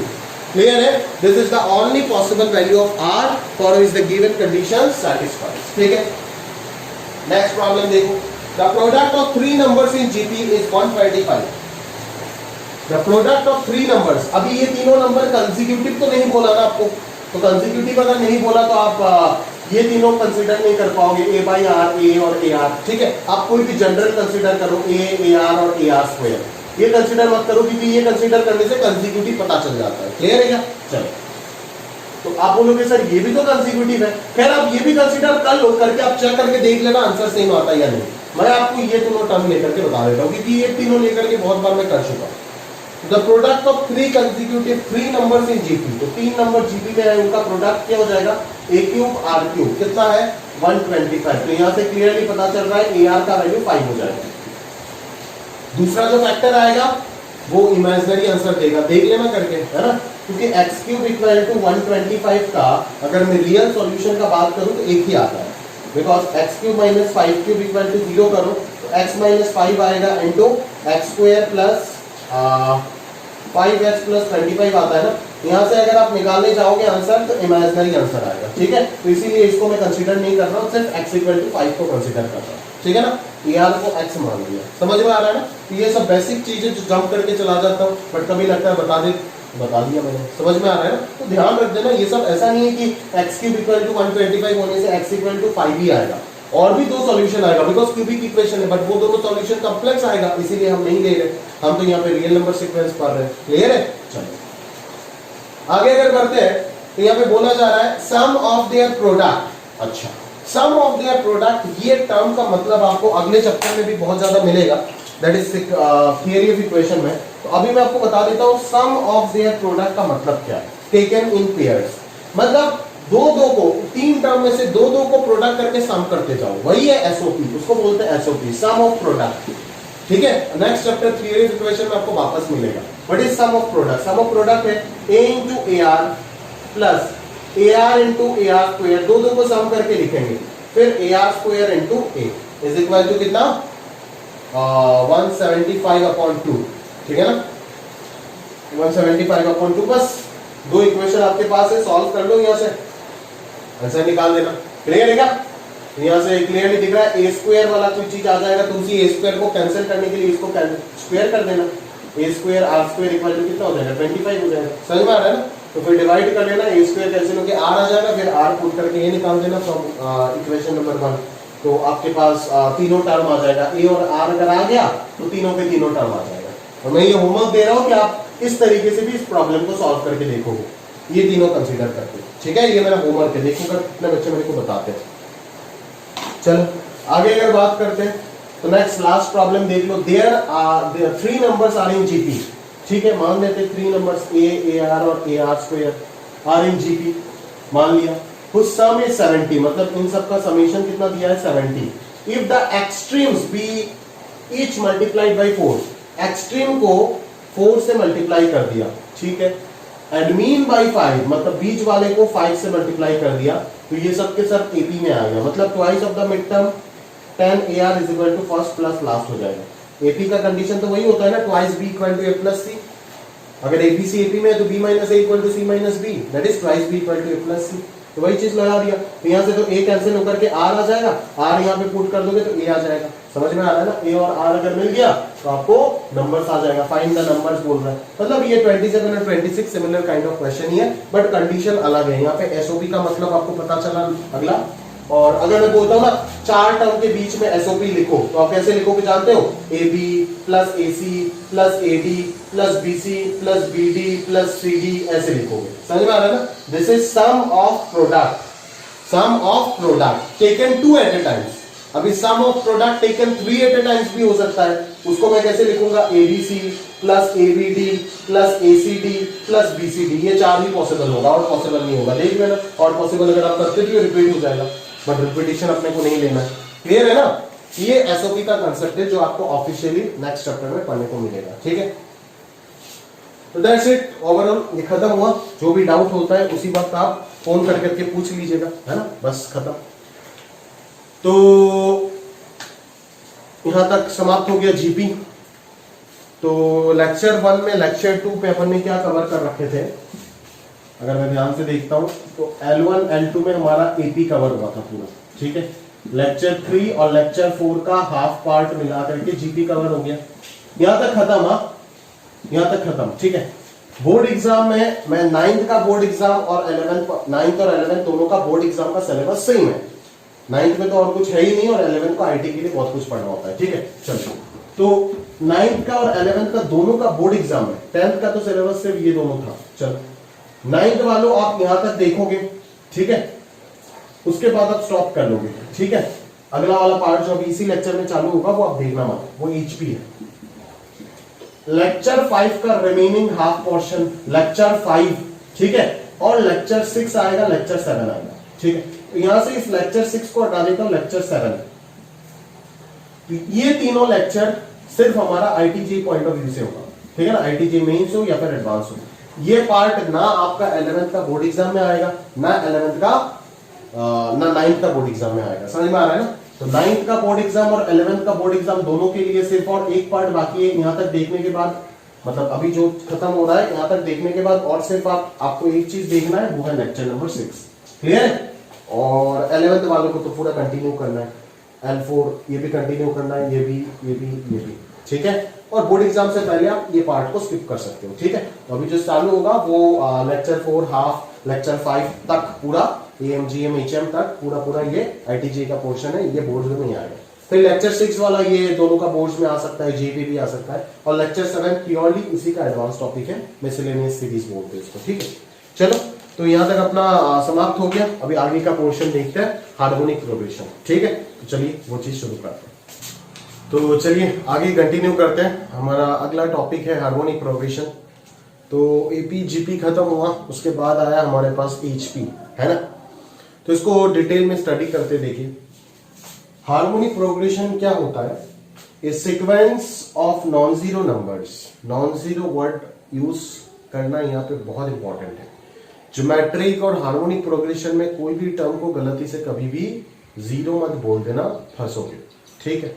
रीजन है कि उनका रेसिप्रोकल जो है वो डिफाइन नहीं होता है, इसीलिए। तो A1 A2 डॉट AN इन सबको मैं हार्मोनिक सीक्वेंस में है ऐसा तभी बोल पाऊंगा जब इनका रेसिप्रोकल अरिथमेटिक सीक्वेंस में होगा। That's it, this is your harmonic sequence, ठीक है। कि कुछ नंबर्स हार्मोनिक सीक्वेंस में है, हम कब बोल पाएंगे? जब वो उनका रेसिप्रोकल जो है वो अरिथमेटिक सीक्वेंस में होगा, तभी जाकर के अपन ऐसे बोल पाएंगे कि वो सारे के सारे हार्मोनिक सीक्वेंस में है। क्लियर है क्या? समझ आ रहा है मेरी बात? तो अगर मैं बोल देता हूं ABC are in HP, तो उसका मतलब है कि 1/A 1/B 1/C are in AP, ठीक है। तो वही चीज लिखा गया है। तो 1/A 1/B 1/C अगर AP में हो जाता है तो 2/B equal to 1/A plus 1/C। जैसे ABC अगर AP में होता है तो कंडीशन क्या था? 2B equal to A plus C, है ना। B minus A equal to C minus B। ABC अगर GP में होता तो कंडीशन क्या था? B/A equal to C/B, that is common ratio कर दिया आपने, B² बराबर AC। और अगर ABC अगर HP में है तो आप क्या करोगे? उनका रेसिप्रोकल AP में कर दोगे, दैट इज कंडीशन आ जाएगा 2/B equal to 1/A plus 1/C। Because 1/A 1/B 1/C अगर AP में हो जाता है तो 1/B minus 1/A will be 1/C minus 1/B, दोनों बराबर होंगे। तो 2/B equal to 1/A plus 1/C हो जाएगा। तो वही चीज यहां पे लिखा गया है, ठीक है। अभी अपन इसका nth टर्म कैसे निकालेंगे? nth टर्म का जनरल फॉर्मूला ये समझना इंपॉर्टेंट है। ध्यान रखना ये नॉन जीरो वर्ड, ठीक है। बच्चे यहां पे भूल जाते हैं, इसीलिए मैं मेंशन करके दे रहा हूं। तो ये nth टर्म जो है उसका फॉर्मूला अपन कैसे निकाल सकते हैं, वो चीज आपको समझना है। अगर मैं बोलता हूं कि देखो A1 A2 डॉट AN ये सबके सब HP में है, तो अपन ये क्लियरली बोल सकते हैं भाई HP वगैरह इतना समझ नहीं आता, इनका रेसिप्रोकल AP में करते हो, उनका मतलब बराबर है, ठीक है। तो अभी अगर मैं nth टर्म का फॉर्मूला निकालना चाहता हूं, दैट इज AN निकालना चाहता हूं, तो मैं इसमें तो सोच नहीं पाऊंगा, मैं इसमें सोचूंगा। ये तो AP में है तो मैं क्या लिख सकता हूं? 1/AN is equal to first term plus n-1 into common difference, ठीक है ना। तो यहां से AN का वैल्यू क्या आ जाएगा? 1 divided by 1/A1 plus n-1 into D। Clear है ना। और ये D जो हो जाएगा ये कॉमन डिफरेंस होगा, जो कि क्या होगा? HP में ऐसा कोई कॉमन डिफरेंस बोल के कुछ डिफाइंड नहीं होता, याद रखना। अपन ये जो D जो है ना यहाँ पे लिखते ही देखो TN का फॉर्मूला आया 1/, यही आया 1/A1 plus n-1 into D। But ये D जो है, ये D क्या है? इस सीरीज का कॉमन डिफरेंस, दैट इज दो टर्म के बीच का डिफरेंस। D को अगर आप A2 माइनस A1 लिख दोगे तो गड़बड़ हो जाएगा। D A2 माइनस A1 नहीं होगा, D 1/A2 माइनस 1/A1 होगा।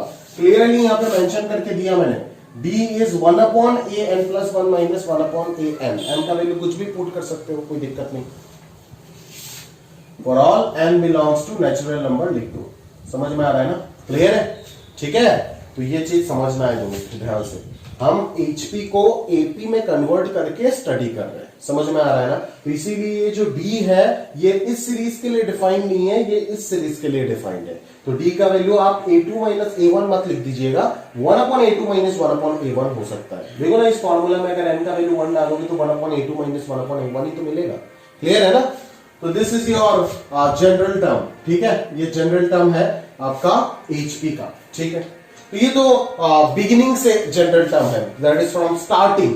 ठीक है। अगर मैं एंडिंग से जनरल टर्म बात करूं इधर से तो कौन हो जाएगा, a1 हो जाएगा। तो यहां से a1 अगर निकालना चाहते हो तो क्या होगा, देखो ऐसे लिख सकते हो ना, 1 by a1 plus n minus one into d is equal to 1 by an हो जाएगा, ठीक है ना। तो 1 बाई a1 क्या आ जाएगा, 1 by an minus n minus one into D. तो a1 का वैल्यू क्या हो जाएगा, 1 divided by 1 by a1 minus n minus one into D.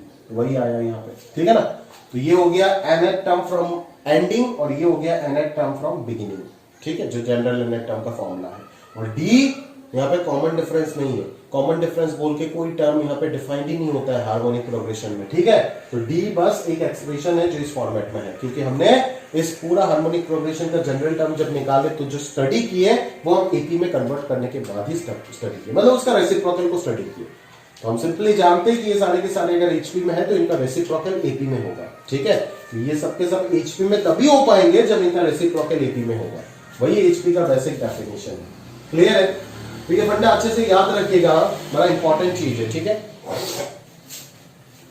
अभी यहाँ पे बच्चे मेरे को पूछते हैं सर यहाँ पे प्रॉपर्टी नहीं पढ़ाओगे, यहाँ पे समीशन नहीं पढ़ाओगे। नहीं भाई, यहाँ पे प्रॉपर्टी कुछ होता नहीं है एचपी का खास, जो है मैं नोट में लिख दिया। और एक और इंपॉर्टेंट बात बोलता हूं कि समेशन का, जैसे एपी सीरीज में जीपी सीरीज में समेशन का स्टैंडर्ड फॉर्मूला हमने डिराइव किए थे, बट हार्मोनिक प्रोग्रेशन में ऐसा कोई स्टैंडर्ड फॉर्मूला आप डिराइव नहीं कर सकते हो, कोई एग्जिस्ट ही नहीं करता है कोई स्टैंडर्ड फॉर्मूला।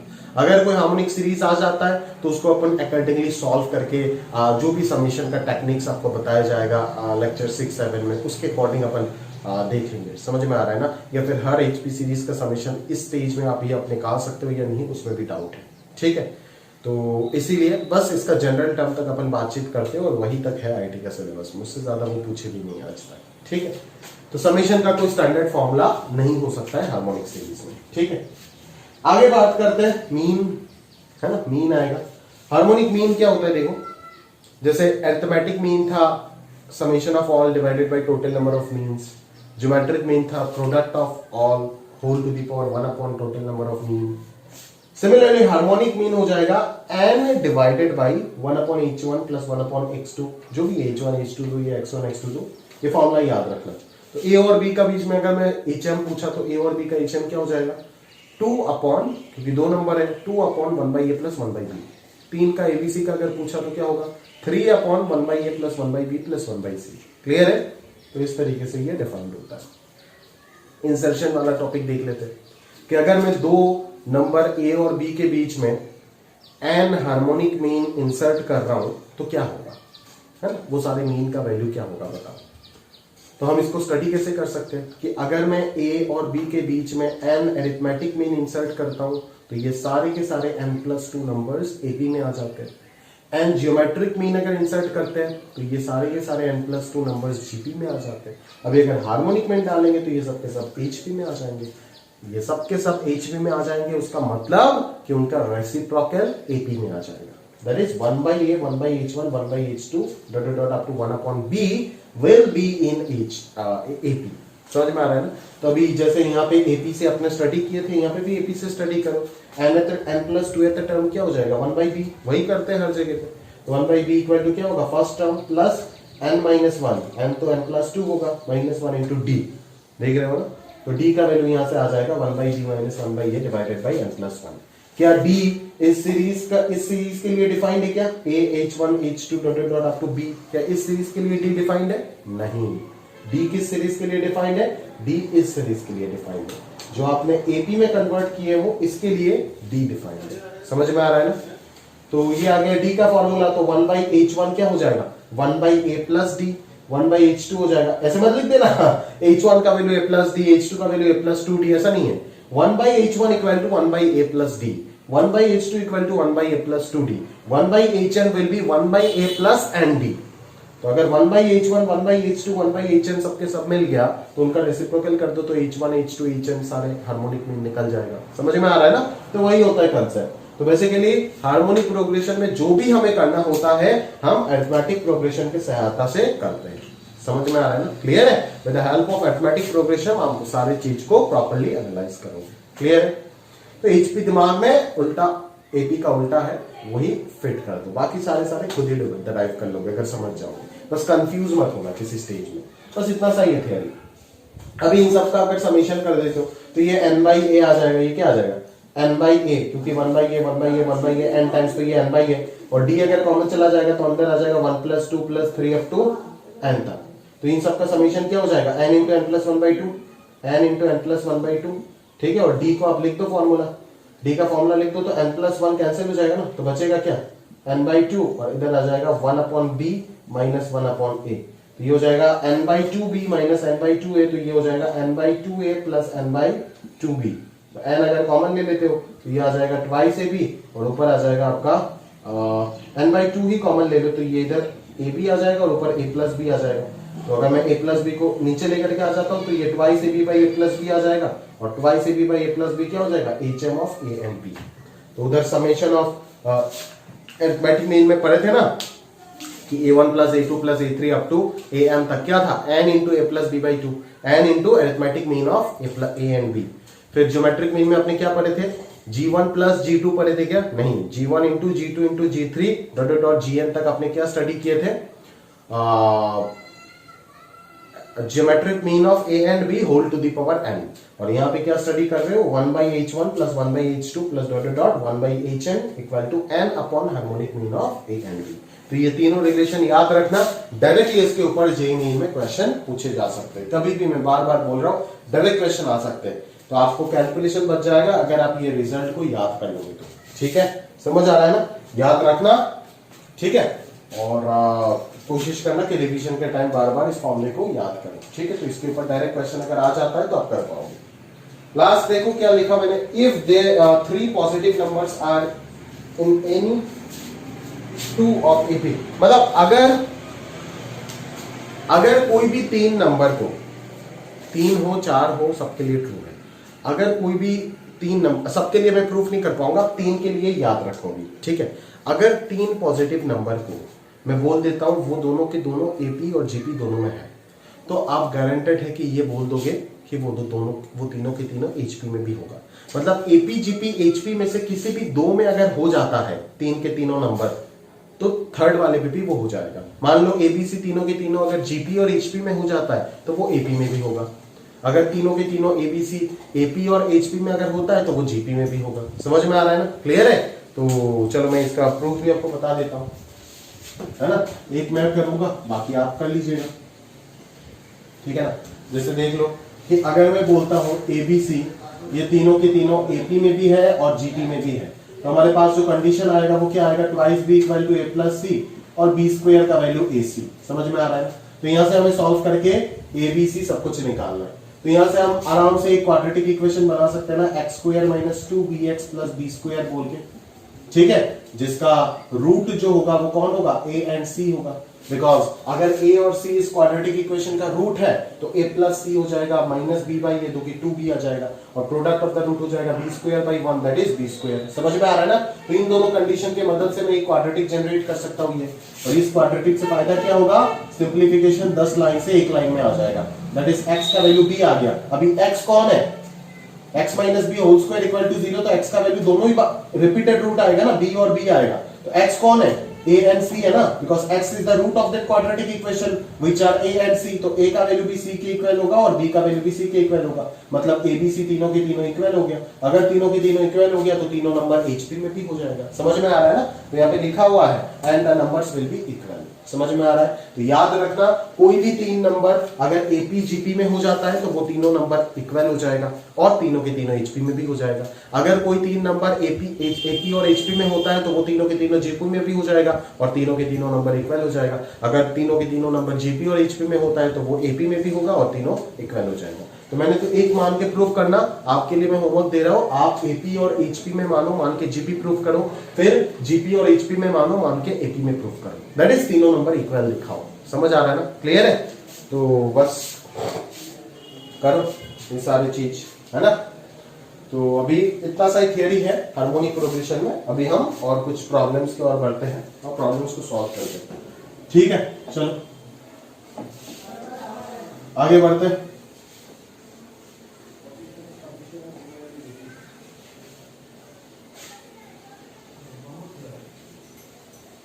ध्यान से देखो, पहला question, third sixth and nth term of HP are 1 by 3, 1 by 5, 3 upon 203. Then find the value of n and seventh term of HP. तो थर्ड टर्म बोल रहा है 1 by 3, सिक्स्थ टर्म बोल रहा है 1 by 5 और nth टर्म बोल रहा है 3 upon 203. तो कैसे सोचेंगे n का वैल्यू कैसे निकालेंगे? T3 का फॉर्मूला लगाओ, क्या होगा? 1 divided by 1 by a.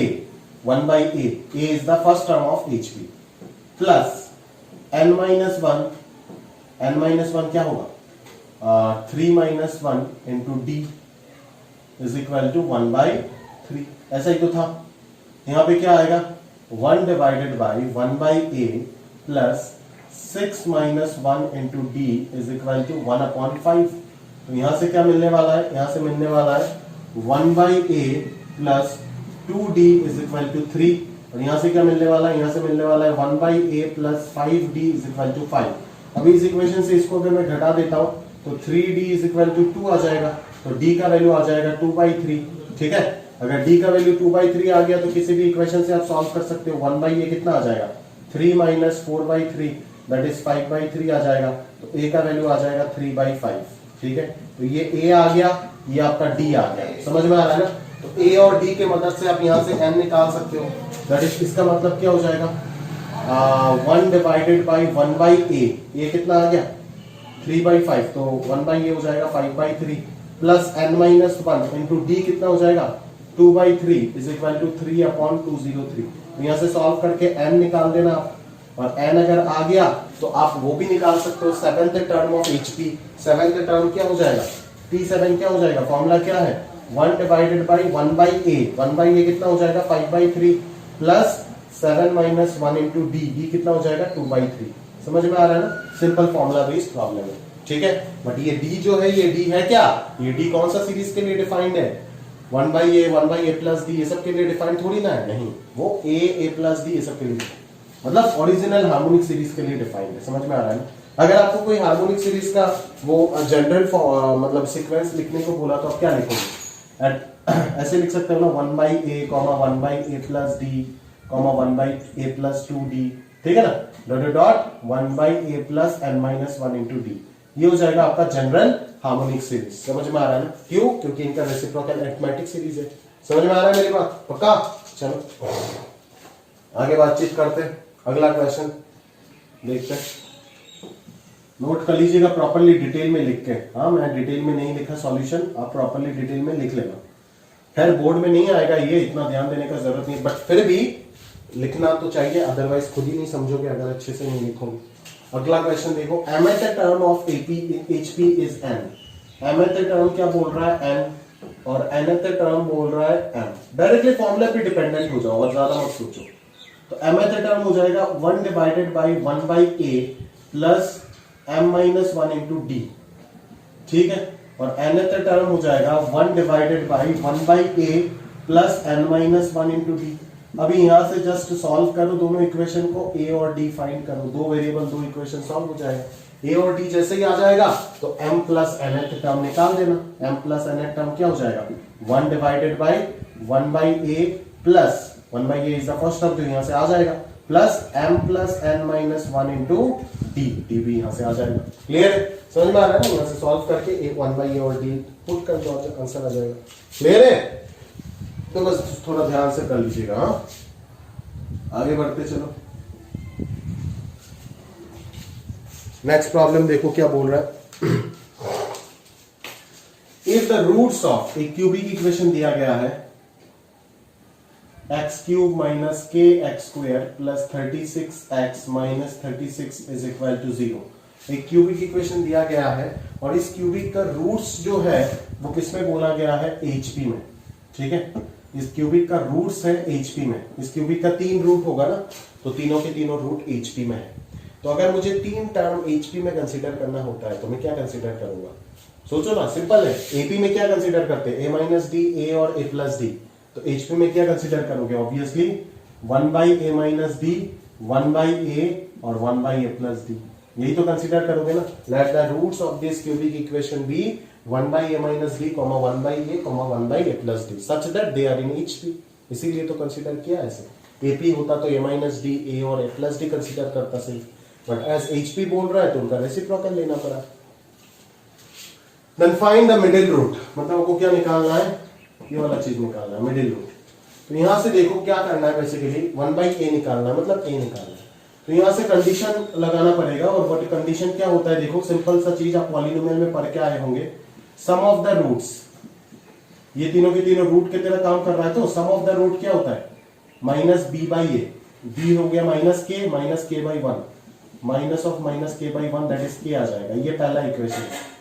Some of the root, sum of product याद है ना, alpha beta plus beta gamma plus gamma alpha लिखते थे, वही लिख रहा हूं, alpha into beta plus beta into gamma plus gamma into alpha, ठीक है, is equal to 36, C by ए होता है 36, और थर्ड हो जाएगा प्रोडक्ट, तो प्रोडक्ट कितना आ जाएगा 1 by A into A square minus D square, तीनों का प्रोडक्ट हो जाएगा, जो कि हो जाएगा minus D by A, that is 36 ही आएगा, ठीक है।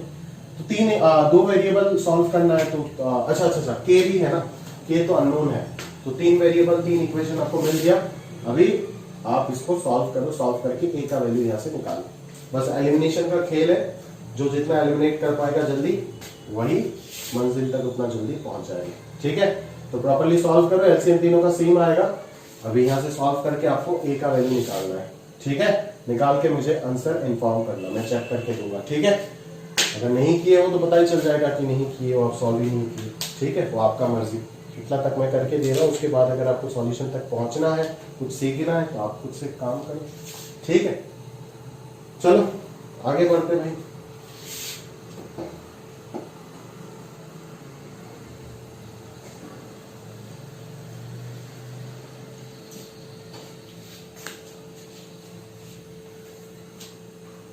चल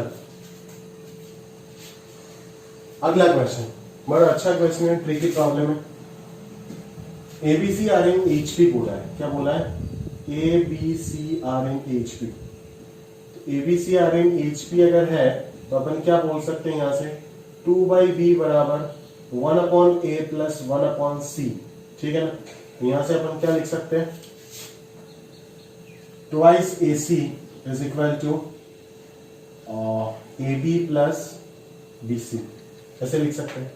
अभी इसका वैल्यू आपको निकालना है, तो क्या करोगे, सबसे पहले दिमाग में क्या आएगा, ऑब्वियसली एलसीएम लेने का प्रयास करोगे सबसे पहले।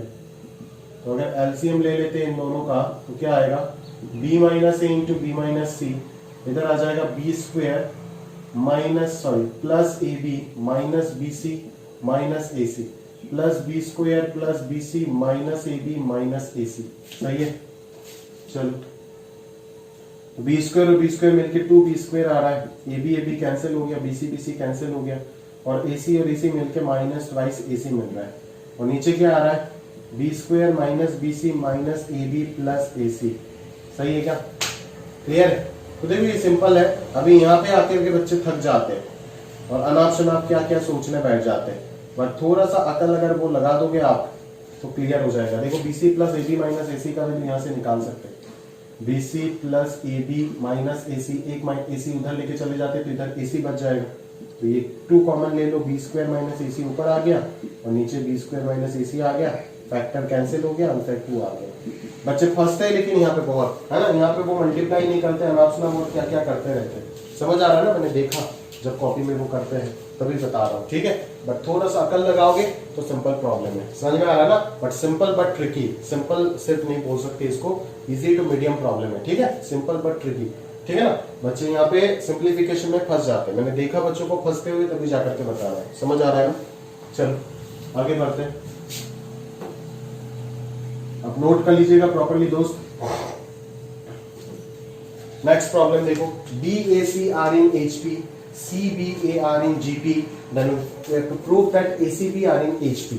ये एक प्रॉपर्टी के तरह भी आप याद रखना, कभी ऑप्शन बना करके दे देगा कि BAC अगर HP में है, CBA अगर GP में है, तो ACB are in HP, HP में तो नहीं होना चाहिए, AP में होगा शायद, ऑप्शन गलत है, AP में होगा।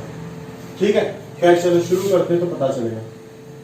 अभी डर भी लग रहा है, ये HP है या फिर वो HP है। ये HP है या फिर वो HP है,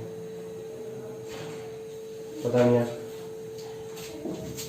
इसको AP मानो या फिर इसको AP मानो, यहाँ पे तो एक तो मैंने मिस्टेक कर रखा है। खैर चलो, ये आपको होमवर्क में दे रहा हूँ, आप ट्राई करके देख लेना। सिंपल सा प्रॉब्लम है, अदरवाइज मेरे साथ डिस्कस कर लेना। ठीक है, ये प्रॉपर्टी बोल के आप याद रखना। ठीक है, हाँ ये प्रॉपर्टी है, मेरे को अभी याद नहीं आ रहा, अभी मेरा शीट भी नहीं है मेरे पास, कहाँ से क्वेश्चन लिखा। ठीक है, तो HP कहाँ पे है, आप एक बार यहाँ पे HP लेके ट्राई कर लेना या फिर यहाँ पे AP लेके ट्राई कर लेना, देख लेना क्या आता है। सिंपल है एकदम, हाँ ज्यादा सिंप्लीफिकेशन का जरूरत नहीं है, 2 लाइन में आ जाएगा। ठीक है, तो बस एक बार करके देख लेना, और ये प्रॉपर्टी की तरह याद भी रखना। मैं बार बार बोल रहा हूँ, ये क्वेश्चन कभी भी जेईई मेन पूछ सकता है आपको। ठीक है, तो होशियार रहना थोड़ा और अकॉर्डिंगली काम करना। समझ आ रहा है ना, आगे बढ़ते चलिए। If first 3 terms of the sequence 1/16, first 3 terms of the sequence 1/16, A, B, 1/16, तीन first 3 terms of the sequence are in GP बोल रहा है। ठीक है, ये अगर GP में होता है तो A² का वैल्यू B/16 हो जाएगा, है ना।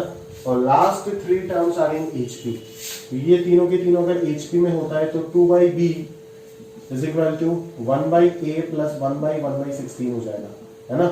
दैट इज 16 प्लस 1/A के इक्वल हो जाएगा। सही है, तो B का वैल्यू यहाँ से सब्स्टिट्यूट कर देते हैं 16A²। ठीक है, फिर देखेंगे कि क्या होता है। 16A² आ गया यहाँ पे, मान लो इसको सब डिफरेंस कैंसिल आउट करके 8A² कर देते हैं, ये 16A + 1 हो जाएगा।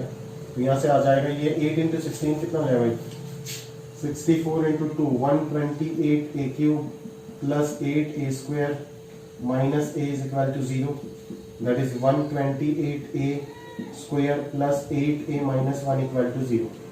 तो यहाँ से A तो 0 नहीं है, तो मैंने A को हटा दी। समझ में आ रहा है ना, A के कॉमन जा रहा है ना, A को तो 0 नहीं बोल सकता ना ऐसे, है ना। HP में कोई भी टर्म 0 नहीं होता है, आप जानते हो। समझ में आ रहा है ना। चलो, तो ये हो गया आपका नेक्स्ट पार्ट। अभी यहाँ पे फैक्टराइज कैसे करोगे आप, ये आपका बहुत बड़ा चैलेंज है। फैक्टराइज क्या करूँ यहाँ पे ताकि 128 आ जाए। समझ में आ रहा है मेरी बात। तो 128 को अगर मैं देखूँ तो 20 और 12 नहीं रख सकते, बड़ा हो जाएगा। तो क्या रखे तो काम बनेगा बोलो। 128 का फैक्टर अगर मैं देखूँ तो 2 से अगर जा रहा है 64, 2 से 32, 2 से 16, 2 से 8, 2 से 4, 2 से 2 ऐसे जा रहा है। 4, 8,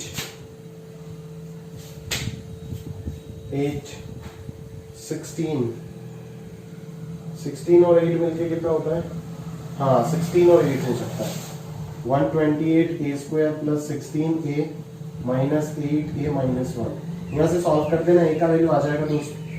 क्या पता ये शायद नहीं, यहाँ से सॉल्व करना, A का वैल्यू आ जाएगा, यहाँ पे पुट करके B निकाल देना, तो A और B आ गया। जितना ऑर्डर पेयर आया पॉसिबल उतना ही आंसर दोगे। A का 2 आ रहा है, B का 2 आ रहा है, तो 2 ऑर्डर पेयर हो जाएगा ना आंसर, 4 मत कर देना। ठीक है, A का एक वैल्यू पे B का एक वैल्यू आएगा और A का दूसरा वैल्यू पे B का दूसरा वैल्यू आएगा, तो 2 ब्रैकेट में 2 ऑर्डर पेयर क्या होता है आप जानते ही हो। ठीक है, अगला क्वेश्चन चलते हैं।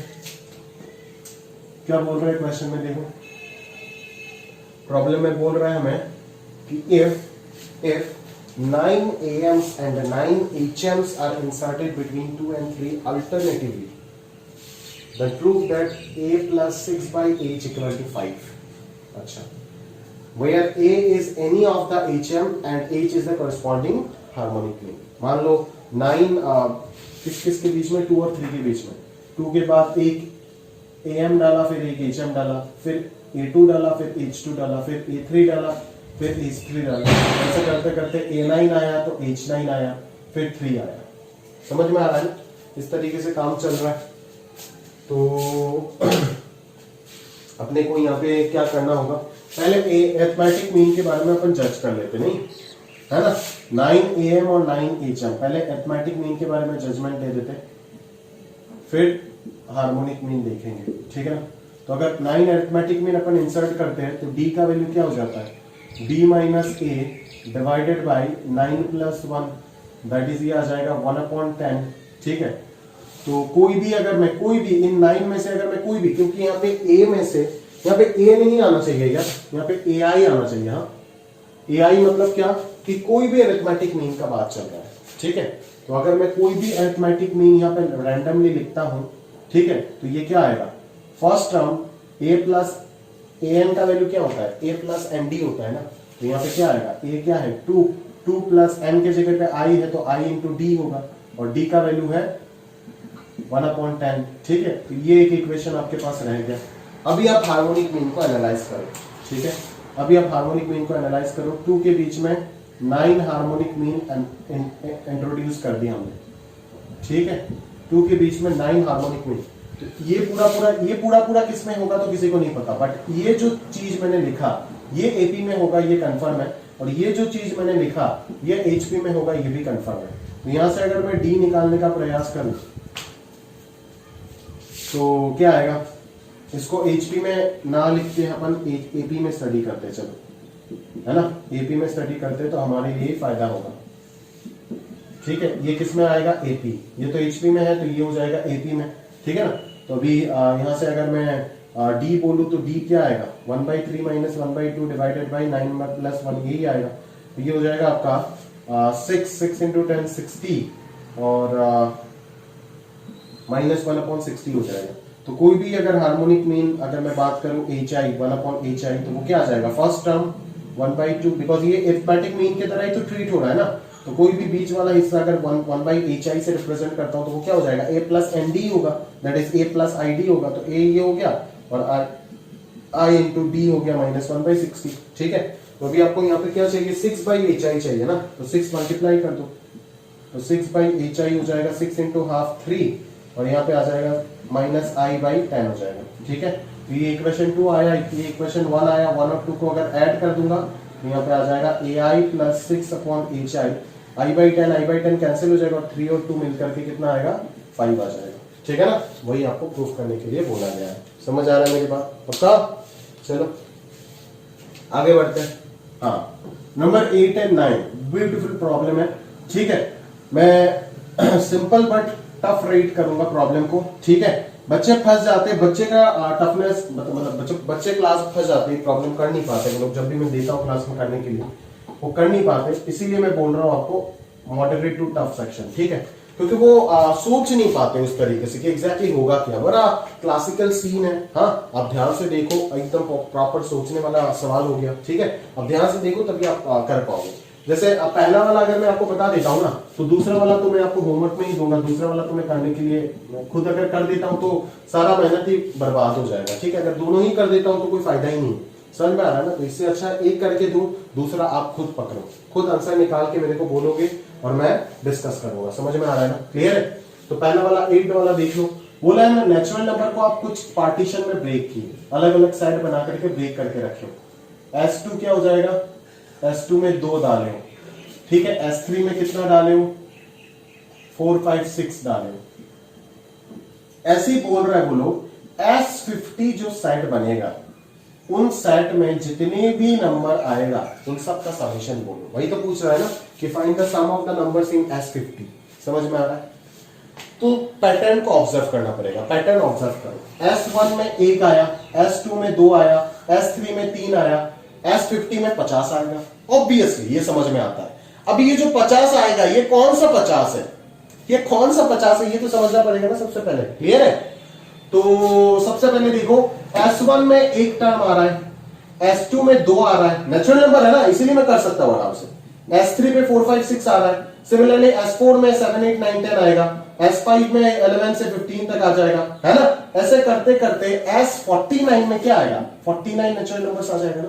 और सारे कंसेक्यूटिव चल रहा है, जहां पे खत्म हो रहा है अगला ब्रैकेट वहीं से शुरू हो रहा है। समझ में आ रहा है ना?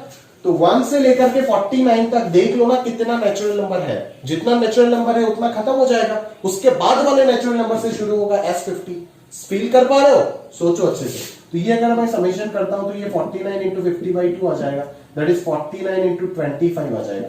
49 इंटू 25 क्या हो जाएगा, अगर मैं 50 लेता तो 1225 हो जाएगा। हाँ, 1225 हो जाएगा। ठीक है, तो 1225 अभी यहाँ पे भी देखो, यहाँ पे भी मैं सिखा देता हूँ, तो मैंने कैसे कर लिया, मेरा तो कैलकुलेशन बड़ा वीक है, ठीक है, मेरे को वैदिक मैथ्स वगैरह कुछ नहीं आता है ये सब, ठीक है। तो मैंने क्या सोचा, मैं मैनिपुलेशन करता हूँ हमेशा, ठीक है। मैंने सोचा अच्छा 49, अगर यहाँ पे 50 होता तो क्या होता, 5 × 25 125 और 0, तो 1250 हो जाता। अगर यहाँ पे 49 है मतलब 825 कम आएगा, तो 1250 से 25 सब्ट्रैक्ट कर तो क्या आ जाएगा, 1225 आ जाएगा, ठीक है ना। तो ये सब भले आपको आता होगा, बट फिर भी जिनको नहीं पता तो मैं बता देता हूँ, अकॉर्डिंगली इस तरीके से सोचिएगा तो कैलकुलेशन में हेल्प हो जाएगा, ठीक है। तो आप समझ रहे हो ना कि S1 में एक टर्म आया, S2 में 2 टर्म आया, S3 में 3 टर्म आया, और ये टर्म कोई रैंडम टर्म नहीं है, कंटिन्यूअस नेचुरल नंबर चलता जा रहा है। 1 फिर 2 3 3 कहां पर खत्म हुआ तो 4 5 6 आया, 6 खत्म हुआ तो 7 8 9 10 आएगा, ऐसे कंटिन्यूअस चलता जा रहा है। तो 1225 तक तो खत्म हो जाएगा, S49 का लास्ट टर्म होगा 1225, S50 का जो फर्स्ट टर्म होगा वो हो जाएगा 1226, नेक्स्ट टर्म हो जाएगा 1227, ऐसे करते करते टोटल यहाँ पे कितना चाहिए 50 है, तो 50 नंबर्स आएगा ना, तो इस ऐसे अगर चलते जाएंगे तो लास्ट वाला क्या होगा 1275 होगा, क्योंकि 1226 से 50 अगर ऐड कर दोगे तो क्या आएगा 1225 के बाद अगर और 50 ऐड करोगे तो 1275 आएगा ना, तो 1226 से शुरू हुआ 1275 तक है, मतलब S50 में जो टर्म्स होगा वो ये 50 टर्म्स आएगा, मतलब इन सब का समीशन निकालना है, दैट इज इन सबको जोड़ दो तो कितना आ जाएगा 50/2 n/2 इंटू, क्योंकि 50 टर्म्स है, twice a plus 50 - 1 into d, common difference कितना 1, एपी सीरीज है ना, तो एपी सीरीज का समीशन का फॉर्मूला लगा दिया, या फिर अगर आप और जल्दी करना चाहते हो तो n/2 into first term plus last term कर दो, ठीक है ना, समझ में आ रहा है, दोनों ही करोगे आंसर सेम आएगा, क्लियर है, समझ आ रहा है ना, कैलकुलेट करके जो आएगा वही है आपका आंसर, समझ में आ रहा है ना। अभी सेम पैटर्न में ये प्रॉब्लम आपको समझ आया या नहीं आया वो तभी मैं समझ पाऊंगा अगर आप 9 कर पाए, अगर आप 9 नहीं कर पाए तो ये प्रॉब्लम आपको समझ नहीं आया, आप समझ जाना, ठीक है, मतलब इसको आपको वापस देखने का जरूरत है, वापस इसमें सोचने का प्रॉब्लम, जब तक आप ये प्रॉब्लम नहीं समझोगे, अगर समझ भी नहीं आया तो मेरे को फोन करके ये प्रॉब्लम क्लियर करके ये खुद से कीजिएगा, तब जाकर के ये दोनों प्रॉब्लम करने का फायदा होगा आपको। अगर ये प्रॉब्लम आप खुद से नहीं बना पाए जो आपसे बनना ही चाहिए तो दिक्कत हो जाएगा दोस्त, समझ आ रहा है मेरी बात, क्लियर है, चलो आगे चलते, चलो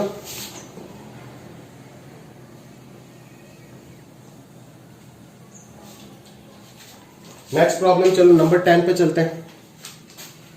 नंबर 10 में बोल रहा है if 3 positive real numbers are in AP such that ABC equal to 4, ठीक है, ठीक है ना, तो अपने को क्या निकालना है, मिनिमम वैल्यू ऑफ बी निकालना है। 3 real numbers are in AP, ABC तीनों के तीनों एपी में है, तो मैं ए को ऐसे मान सकता हूं ना बी माइनस डी, और सी को मान सकता हूं बी प्लस डी, तो दोनों वेरिएबल हटा करके मैंने एक वेरिएबल डी इंट्रोड्यूस किया, समझ में आ रहा है ना, एबीसी तीनों अगर एपी में है तो ए को मान लो ना बी माइनस डी और सी को मान लो बी प्लस डी, तो कॉमन डिफरेंस तो सेम आ रहा है ना डी, तो क्या दिक्कत है, समझ में आ रहा है। तो अभी अपन क्या कर सकते हैं यहां से, अभी बोलो देखो यहाँ पे अगर पॉजिटिव रियल नंबर बोल करके दे दिया कि तीनों के तीनों अगर पॉजिटिव है तो ये तो क्लियर हो जाएगा ना कि बी तो पॉजिटिव होगा, समझ आ रहा है ना मेरी बात, ये तो क्लियर है कि बी तो पॉजिटिव होगा। अच्छा चल यहां से सिंप्लीफाई करते तो देखते तो क्या आता है, तो ये क्या हो जाएगा, अगर मैं इसको बी माइनस डी और इसको अगर बी प्लस डी मान लेता हूं तो ये B into B square minus B square हो जाएगा, यहाँ से 4 आ जाएगा, ठीक है ना। तो यहां से सिंप्लीफाई बड़ा सिंपल है, देखो कैसे सिंप्लीफिकेशन करते हैं, बी के बारे में जजमेंट देना है ना, इसी इक्वेशन से मैं सिंप्लीफाई करके दिखा दूंगा, बी के ऊपर जजमेंट देना, बी पॉजिटिव ही होगा क्योंकि सारे के सारे नंबर्स पॉजिटिव होना है, तो बी भी पॉजिटिव होगा, और बी डी से भी बड़ा होना पड़ेगा, बी डी से भी बड़ा होना पड़ेगा, नहीं तो ये नेगेटिव हो जाएगा, तो ये तो एक्स्ट्रा कंडीशन अगर जरूरत आया तो यूज करेंगे, अदरवाइज छोड़ो, ठीक है। मुद्दे का चीज यहाँ पे देखो कि यहाँ पे 4b आया which is equal to B square minus D square, समझ में आ रहा है मेरी बात। अभी यहां से क्लियरली आपको क्या पता चलता है कि भाई बी स्क्वायर माइनस 4/b जो है, बी स्क्वायर माइनस 4/b जो है, हाँ वो अपन ऐसे बोल सकते हैं ना, वो अपन ऐसे बोल सकते हैं कि डी स्क्वायर के इक्वल होगा, और डी स्क्वायर जो है वो हमेशा पॉजिटिव होगा, तो बी स्क्वायर माइनस 4/b भी हमेशा पॉजिटिव होगा, तो यहां से अपन क्या बोल सकते हैं बी क्यूब माइनस 4/b भी हमेशा ग्रेटर देन इक्वल टू 0 होगा। अब बी जो पॉजिटिव है आप जानते हो, तो बी को क्रॉस मल्टीप्लाई कर सकते हो, इनइक्वालिटी में कोई दिक्कत नहीं आएगा, तो ये ऐसे हो जाएगा, तो बी का वैल्यू हो जाएगा 4 टू दी पावर 1/3 से बड़ा, मतलब b का मिनिमम वैल्यू आपको पूछा था ना, तो मिनिमम वैल्यू ऑफ b क्या हो जाएगा 4 टू दी पावर 1/3। अगर कोई चीज किसी चीज से बड़ा है तो उसका मिनिमम वैल्यू क्या होगा, if x is greater than equal to 2 then what is the minimum value of x 2, if x is less than equal to 2 then minimum value तो डिफाइंड नहीं है, but what is the maximum value of x 2 हो जाएगा। ठीक है, तो अगर less than equality है तो मैक्सिमम वैल्यू निकाल सकते हो, ग्रेटर देन इक्वल टू है तो मिनिमम वैल्यू निकाल सकते हो। ये चीज आपको ऑलरेडी समझ आता है। बट बच्चे जो है ना मेरे को यहाँ पे सवाल पूछते हैं, क्या पूछते हैं आप जानते हो, वो पूछते हैं कि सर आपको b greater than d already पता था, तो क्यों ना अपन b square is greater then d square ऐसे कर देते हैं। मैंने बोला ठीक है कर दूं। तो फिर वो पूछते हैं कि सर d स्क्वायर का वैल्यू यहां से सब्स्टिट्यूट कर दो। मैंने बोला ठीक बात। वो बोला b स्क्वायर कैंसिल हो गया। मैंने बोला ठीक है। फिर बोलता है कि सर देखो b तो पॉजिटिव था ना, तो नेगेटिव बाई पॉजिटिव नेगेटिव है, वो तो 0 से हमेशा छोटा होगा। मैंने बोला ठीक है। अंत में पूछा फायदा क्या हुआ, बोलता है कुछ नहीं हुआ। तो आप समझ गए ना, यहाँ पे कुछ सोच के कुछ फायदा होने वाला नहीं है। जस्टिफाई हो रहा है चीजें बट फायदा नहीं हो रहा है, बी का मिनिमम वैल्यू नहीं मिल रहा है। दैट्स व्हाई अपन इस तरीके से सोचे। समझ में आ रहा है ना, क्लियर है। तो एक ही वेरिएबल से जिसका मतलब है उसको रख के जिसका मतलब नहीं है उसको कंडीशन यूज कर लो।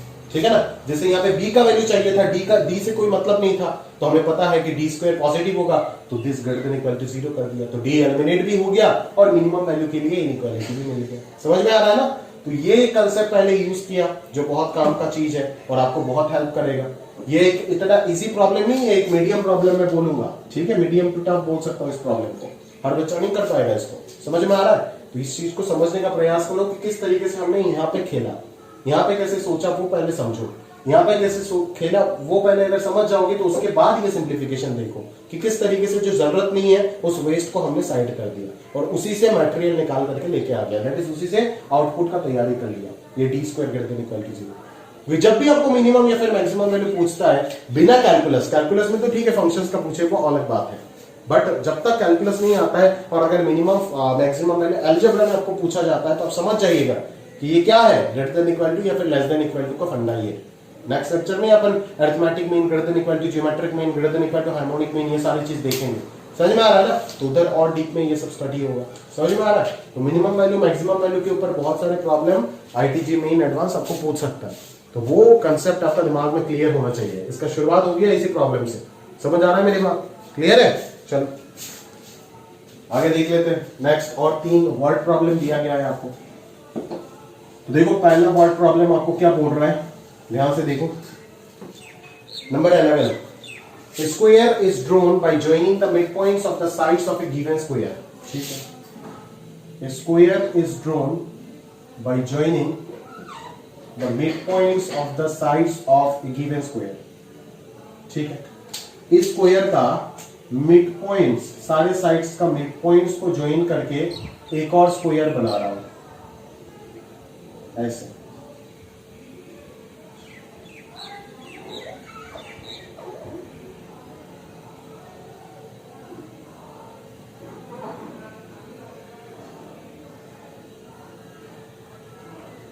ठीक है ना। फिर क्या बोला है, a third square is drawn inside the second square in the same way and this process continues indefinitely। अच्छा, मतलब इस स्क्वायर का मिड पॉइंट्स को ज्वाइन करके एक और स्क्वायर बनाया और यही प्रोसेस जो है ना वो कंटिन्यू होता जा रहा है। यही प्रोसेस जो है वो कंटिन्यू होता जा रहा है। समझ में आ रहा है मेरी बात। इनडेफिनेटली यही प्रोसेस जो है वो कंटिन्यू होता जाएगा। ठीक है, चल ऐसे चलता जाएगा। सवाल क्या है वो देख लेते हैं। सवाल में पूछा है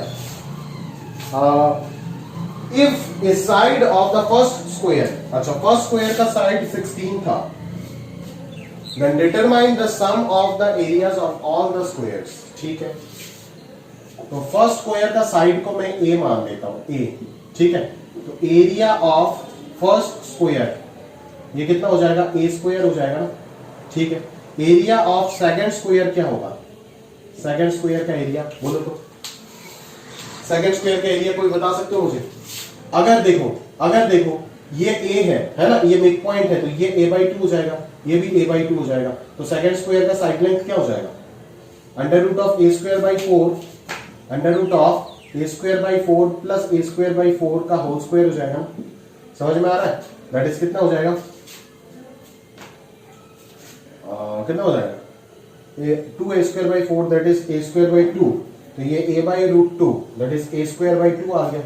ठीक है, area of third square, area of third square क्या होगा थर्ड स्क्वायर का, इसका साइड लेंथ आ गया क्या, इसका साइड लेंथ आ गया ये वाला, ठीक है ना, इसका आधा करो दैट इज ये हो गया आपका a बाई रूट 2, तो इसका साइड इस ये साइड लेंथ आप क्या बोलोगे, a बाई 2 रूट 2 बोलोगे ना, सॉरी इसका साइड लेंथ आ गया a square by 4, a square by 2 का under root that is a by root 2, तो इसका आधा हो जाएगा a बाई 2 रूट 2, ठीक है ना, a बाई 2 रूट 2, ये लेंथ हो जाएगा a बाई 2 रूट 2, ये लेंथ हो जाएगा a बाई 2 रूट 2, ठीक है, तो ये लेंथ क्या होगा, ये वाला लेंथ क्या हो जाएगा, बोलो, थर्ड स्क्वायर का साइड लेंथ पता चलेगा तभी तो एरिया आएगा ना, ये वाला लेंथ क्या होगा, under root of a by 2 root 2 का whole square plus a by 2 root 2 का होल स्क्वायर, ठीक है ना, under root of a by 2 root 2 का होल स्क्वायर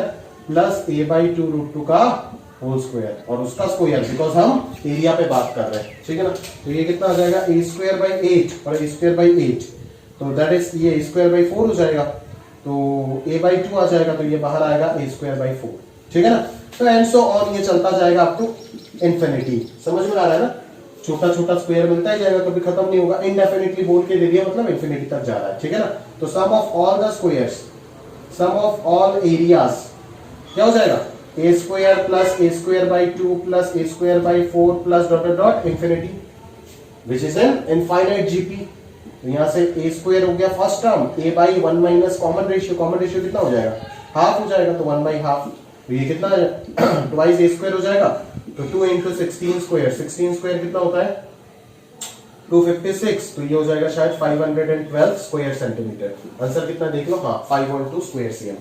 समझ आ रहा है ना, तो इस तरीके से जीपी पे वर्ड प्रॉब्लम्स भी आप बना सकते हो। अरिथमेटिक प्रोग्रेशन में तो वर्ड प्रॉब्लम्स बहुत सारा था, आपका एनसीईआरटी बुक में ही था, याद है ना, आप क्लास 10th में ही करके आए हो कि अरिथमेटिक प्रोग्रेशन के ऊपर वर्ड प्रॉब्लम्स आराम से मैं बना सकता हूँ। समझ में आ रहा है ना, आप एनसीईआरटी में करके आए थे, अब याद करो, समझ आ रहा है ना, तो यहाँ पे आपको वो मिला, ज्योमेट्रिक प्रोग्रेशन के ऊपर वर्ड प्रॉब्लम मिला, ठीक है, तो दैट्स इट। अभी एक तो मैंने करके दे दिया, बाकी दोनों आप करो, ठीक है। आज की क्लास में बहुत सारा होमवर्क दे रहा हूँ, 12 13 होमवर्क है, याद रखना, फिर 9 वाला तो होमवर्क है ही है, ठीक है, फिर और कौन सा दिया था आपको पता नहीं, 5 वाला भी होमवर्क दिया था, ठीक है, और कुछ दिया था क्या, नहीं, और शायद नहीं, और तो बाकी सारे 1 2 ये सब आधा छोड़ दिया था, ये सब आप कंप्लीट करना, और मेजर होमवर्क 1 2 3 4 दिए, तो ये चारों का सॉल्यूशन मेरे पास आना चाहिए, जिनका आएगा चारों का सॉल्यूशन मुझे चाहिए, पहले ही बता रहा हूँ, अगर नहीं भेजते हो तो क्या करूंगा वो मैं जानता हूँ, ठीक है, जो भी करूंगा आपका नुकसान ही होगा, फायदा तो होगा नहीं, ठीक है। चलो, अगर आप पढ़ना चाहते हो तो भी नुकसान होगा, अगर नहीं पढ़ना चाहते हो तो भी नुकसान होगा, ऐसा नुकसान कर देंगे, ठीक है। चलो, तो 1 2 3 4 प्रॉब्लम और बाकी जो भी है आप कंप्लीट करोगे, वो भेजने का जरूरत नहीं है, नुकसान से बचने के लिए अपने को ये 4 सॉल्यूशन चाहिए। समझ में आ रहा है ना, खुद का नुकसान जानबूझ करके कभी मत करो, है ना, खुद का नुकसान कोई भी बंदा कभी भी नहीं चाहता है, ठीक है। तो आज के लिए अपन यहीं तक समाप्त करते हैं ना, harmonic progression is over, AP GP HP over है, 4 लेक्चर खत्म हो गया। अभी लेक्चर नंबर 5 पे हम एएम जीएम एचएम इनइक्वालिटीज के ऊपर बात करेंगे डिटेल में, ठीक है, डिटेल में एएम जीएम एचएम इनइक्वालिटीज के ऊपर बात करेंगे। फिर लेक्चर 6 और 7 टोटली हम डिवोट करेंगे मिसलेनियस सीरीज का समेशन के ऊपर, है ना, अलग अलग समेशन ऑफ सीरीज निकालने के लिए हम बातचीत करेंगे। क्लियर है, दैट्स हाउ हमारा 7 लेक्चर के अंदर कंप्लीट हो जाएगा। फिर हमारा शीट डिस्कशन वगैरह वो सब तो होगा, आप चिंता मत करो, तो पढ़ते रहिएगा, जो भी डाउट होगा साथों साथ फोन करके पूछ लीजिएगा, और क्या बोले, जो भी डाउट है पूछ लेना, होमवर्क करते रहिएगा, और अगर जो भी डाउट आ रहा है, समझ नहीं आ रहा है, साथों साथ पूछो, और अगर नहीं पढ़ोगे तो खुद ही फंसोगे पूरे तरीके से, ठीक है। तो कंप्लीट कर लीजिएगा, आज के लिए यहाँ तक समाप्त करते हैं, अलविदा, अगले लेक्चर में मिलेंगे, ठीक।